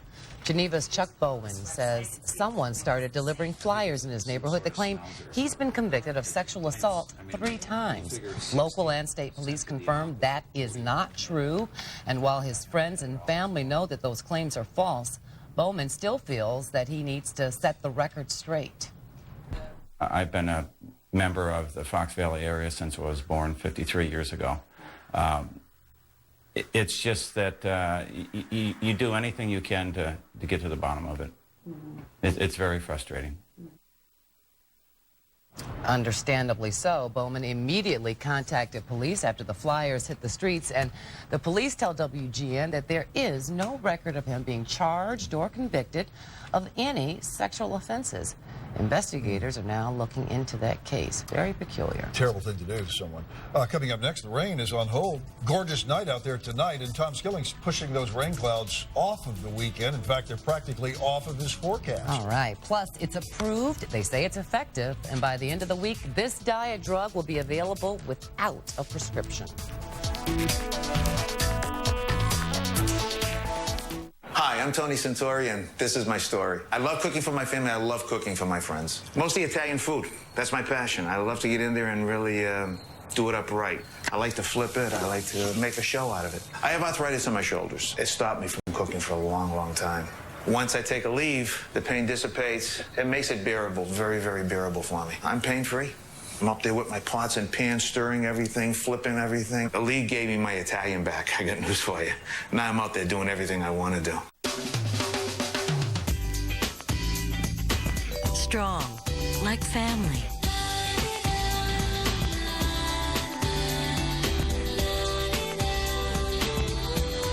Strong, like friends. strong like tradition. For years, life's strongest moments have been served on Chinette. Chinette, life is served. Ah, yeah, here she comes. How are my horns, man? How are my horns? Relax. Sunshine and clean air have been good to her, boy. Oh, man, she's stopping. Watch me. Be my wingman. Hello, boys. Hey. What?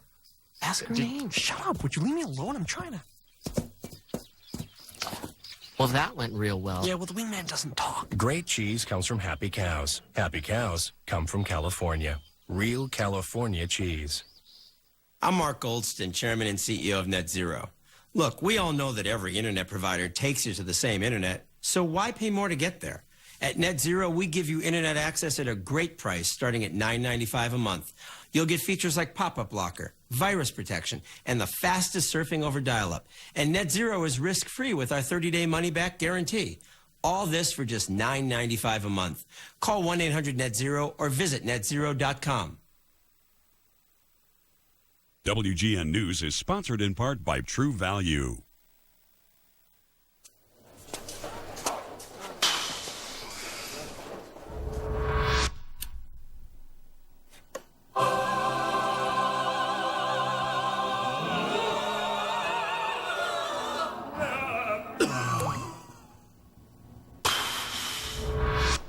Got a lot of projects? Yeah. We've got what you need. Come on. We're here because we've been there with the tools, products, and advice to get it done right. True Value. Start right. Start here.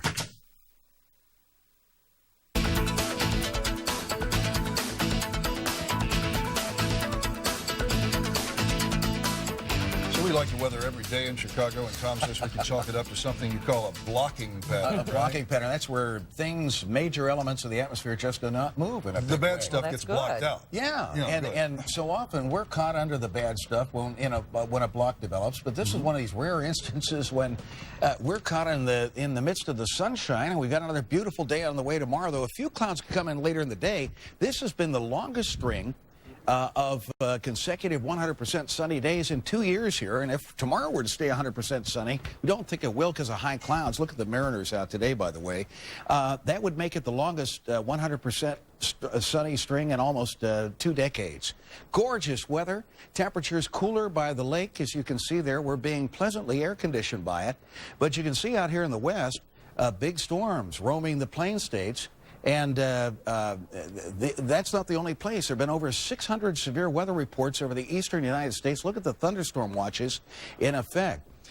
600 reports in the last 3 days, a fourth day of severe weather as the air blows off the ocean and lifts up the mountains, and up to 6 inches of rain flooded sections of Kansas today. There were some severe weather reports, but most of the severe weather reports scattered in 14 states, north to south over the eastern United States.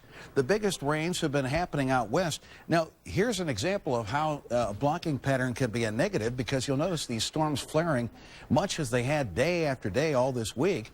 Well, in our area, we're in beautiful shape. Weather watches where you see yellow here, and for thunderstorms and flood advisories out to the west. But here's this big open hole right in this area, and that's the dome of warm air that's over us right now. It has an air pollution action day declared both tomorrow and during the day on Friday. But the good news there is we didn't have as high ozone levels today as had been feared. Here you can see the easterly winds, but what's interesting about this is there'll be little showers that could pop for the first time. Hasn't rained here in 7 days. In some of the Indiana and Michigan suburbs, very scattered, and during the afternoon they'll fade away quickly, and they're not a major source of rain, or probably will not be as we see it now. 87 at O'Hare, 86 Midway, but Valparaiso hit 90 today. Aurora hit 91 degrees.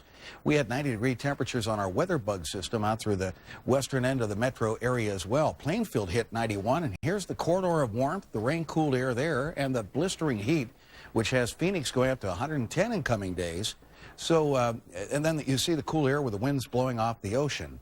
So each wave in the jet stream sets up its own idiosyncratic pattern across the United States.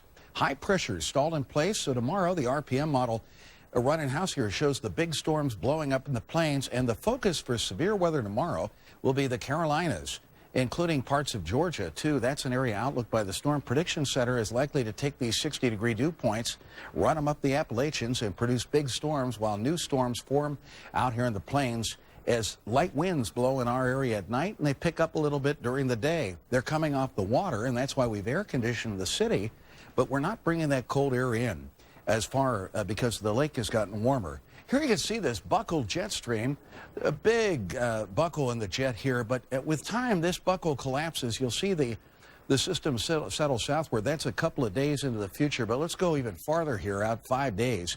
When you get under the nose of these powerhouse winds here, the air sinks and compresses, and look what happens. That comes into the area on Sunday and Monday, and that'll shove those temperatures up into the 90s. It's going to get pretty darn hot around here, and more humid in the process, too. And that raises prospects of rain by Monday afternoon, Monday night, and perhaps Tuesday morning, and another system Wednesday next week that we'll hope by then holds together because it's going to be pretty dry around here. Well, here's our forecast for the Chicago area. For tonight, we expect mainly clear skies, seasonable temperatures, comfortably low humidities. Low temperatures tonight going down to about 62 degrees. During the day tomorrow, Bill, hit our 7-day forecast, all right, back in the office so we can see that. There it is. 87 on Thursday, 88 on Friday, and 90 Saturday. Modestly cooler each day near the lake. Thank goodness for Bill. 91 on Father's Day and 92 on Monday. Bill is all-knowing back there. And always, thank goodness. Always, that's right. And when the button doesn't work here, Bill's button works. Bill that's really right. does exist, Lee. He does. Thanks for the heat. See you later, guys. All right. Big news at the drugstore. Over-the-counter sales of a weight loss drug begin this week. Ally is a lower-dose version of the prescription drug Xenocol, and like Xenocol, it works by reducing the amount of fat that's absorbed by the body. Ally will be the only non-prescription weight loss remedy that has FDA approval. It's expected to cost between $55 and $60 for a month's supply. Sports coming up next. A White Sox fan favorite does in his former team as the Sox get swept out of Philadelphia. And Tiger Woods sizes up Oakmont on the eve of the U.S. Open. Da Vinci's Inquest, weekdays on Superstation WGN. If we all lived here, we wouldn't have to worry about what's in our water. But most of us live here. So we need the Brita Pitcher. Its filter removes 98% of lead and reduces chlorine flavor and copper. So even if you don't live here, you can still have healthier, clean-tasting water. Now get great tasting water from your refrigerator with refrigerator filters from Brita.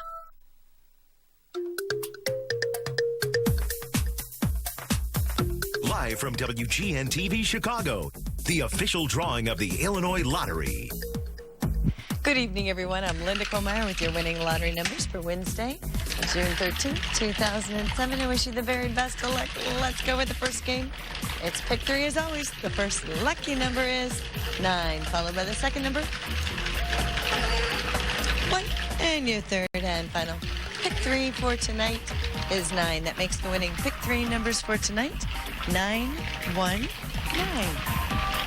Time for the pick 4 game. Hope you have the most wonderful day. Everybody's blessed with gifts and talents. I hope you share yours wisely. Here we go with pick 4. First lucky number is 9. Second number, 7. Your third lucky number is 7. And the fourth and final pick 4, 3. That makes the winning pick 4 numbers for tonight 9, 7, 7, 3. Okay, it's a little out of time. The jackpot's $100,000. I hope it's coming your way. Let's go. The first winning little lotto number for tonight is 36. The second, 6, followed by a third, 28.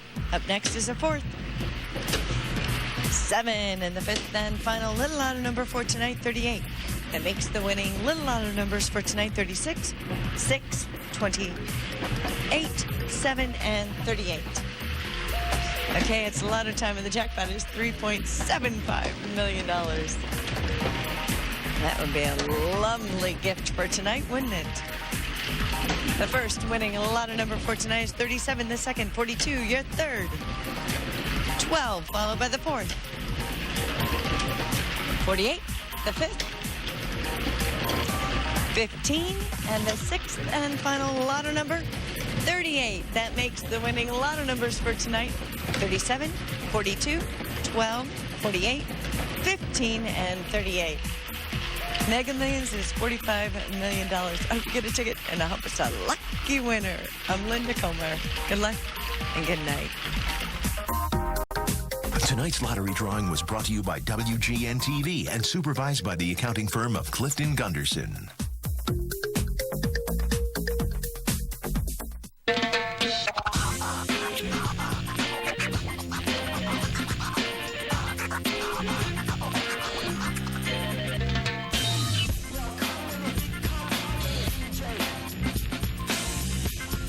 If you or a loved one was diagnosed with mesothelioma, call the number on your screen now. Mesothelioma is a rare cancer linked to asbestos exposure. Exposure to asbestos in mills, shipyards, or in the heating, construction, and automotive industries may have put you at risk. Even people close to you could develop mesothelioma due to secondhand exposure. Please don't wait. Call now at 1-800-279-9123. That's 1-800-279-9123.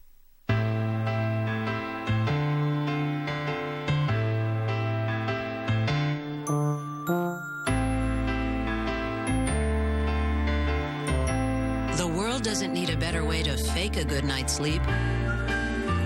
It needs a better way to sleep. At the touch of a button, Sleep Number beds adjust firmness to relieve pressure points, giving you more deep sleep. You can cure tired. Take control. Visit a select comfort store or call 1-800-SLEEP-NUMBER. Irritating skin itch? Get the quick fix. Bug bite itch? Get the quick fix. Gold Bond Anti-Itch Cream helps stop skin irritations and itches fast with 2 strong medicine. Got an itch? Get Gold Bond Anti-Itch Cream, the quick fix for almost every itch.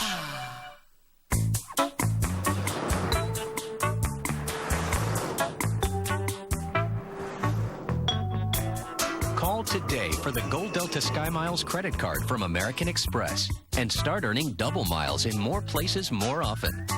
Apply now and get up to 17,500 bonus miles. With award tickets starting at just 25,000 miles, you can fly free sooner. Plus, the card is fee-free the first year. Call 1-800-SKY-MILES.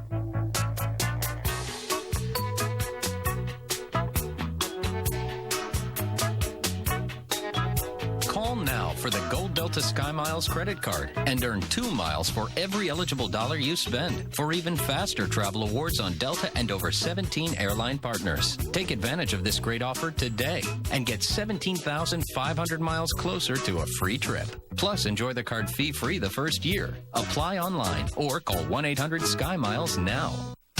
Go wild at Burlington Coat Factory's 2 for Days. Suits 2 for $250. Save $500 off department store prices. Rock t-shirts 2 for $15. Cotton polos 2 for $18. Save big at Burlington Coat Factory's 2 for Days. Homicide Life on the Streets, weekdays on Superstation WGN. Sports tonight, and wow, that was a close one down It was here. a nail biter. Nail biter had a happy outcome, Allison and Steve, for after playing a 4-hour, 13-inning marathon last night and losing. The Cubs were hoping to give their weary bullpen a rest and maybe even get their fans home at a decent hour. Maybe us in Game 2 against Seattle tonight. Mariners fans smiling a little after last night's win, but a different story tonight. Cubs took the lead in the 5th, 2 outs, bases loaded for Mike Fontenot. Squeezes one through the right side, 2-run score, and the Cubs have a 3-1 lead. The story tonight, pitcher Sean Marshall, his 5th straight solid start and 3rd straight win. He works out of trouble in the 6th with a double play. Ryan Dempster would finish it off as the Cubs improved to 5-13 in 1-run ball games. Final 3-2, and Sean Marshall now 3-0 in June. He's been impressive. All 5 of his starts have been good ones, but tonight, Seattle's a good hitting team. Swing and a miss by the pitcher, Batista. What do you do? He spaced 6-7 hits? Yeah, really nice performance. Well, it seemed like a good chance for the White Sox to snap out of it. One day after facing the National League's winningest pitcher, they faced a Phillies rookie up from Double-A to make his major league debut. But it was a former teammate who stole the show and kept the Sox sliding. Jim Thome finally got to play first time in the series against his former team. He got a warm welcome back. Thome had 2 hits. So did Jermaine Dye, including this first inning RBI double off rookie Kyle Kendrick. Alex Cintron scoring, and it's 1-0. 1-1 in the second when the Sox regained the lead. Joe Creedy's replacement, Josh Fields, with a smash to center. Luis Torrero scores, and it's 2-1 Sox. But the Phillies were leading 4-3, taking the lead off Matt Thornton in the 7th, and they loaded the bases for former Sox fan favorite Aaron Rowan, and he unloaded them. A grand slam. The Phillies led 8-3. They went on to win 8-4 to sweep the series. The Sox have lost 8 out of 9, and they are 8 games under 500. Just hours away from golf's national championship, the 107th U.S. Open tees off early tomorrow at Oakmont Country Club near Pittsburgh. Tiger Woods hopes to add a 3rd U.S. Open title to his collection of 12 major championships. But Oakmont's length, deep rough, and lightning-fast greens have the world's best golfers scaling back their expectations a bit. Put it this way, if you make 72 straight pars, you're not looking too bad. You know that even on some of the easier holes, even the par 5s, you think they're easy, but, you know, one misplaced shot can lead to a bogey pretty quickly. Dale Earnhardt Jr. and Jeff Gordon are now teammates after Earnhardt announced today he's joining star-studded Hendrick Motorsports. Back to the Cubs, Matt Merton is odd man out in the outfield, sent to Iowa today. Left-hander Clay Rapata was called up. And you never want to mess with a fanatic, especially not a Philly fanatic. White Sox pitcher Mark Burley took off of the Fanatics' wheels today, then did a little showboating, but never tried to upstage a mascot because they always have the last laugh. So silly. What a character. Dave, it's good to see you. Nice to see you. Thank you. Good to have you in tonight, Dave. Thank you. That's the news for this Wednesday night. I'm Steve Sandy. And I'm Allison Payne for Dave Bennett, Tom Sealing, and all of us. Have a great night. We'll see you tomorrow.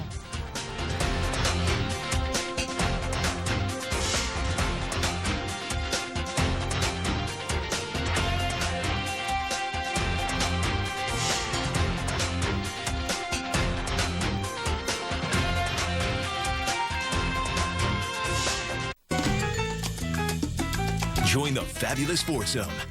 Sex in the City starts right now on Superstation WGN. We now join our program already in progress.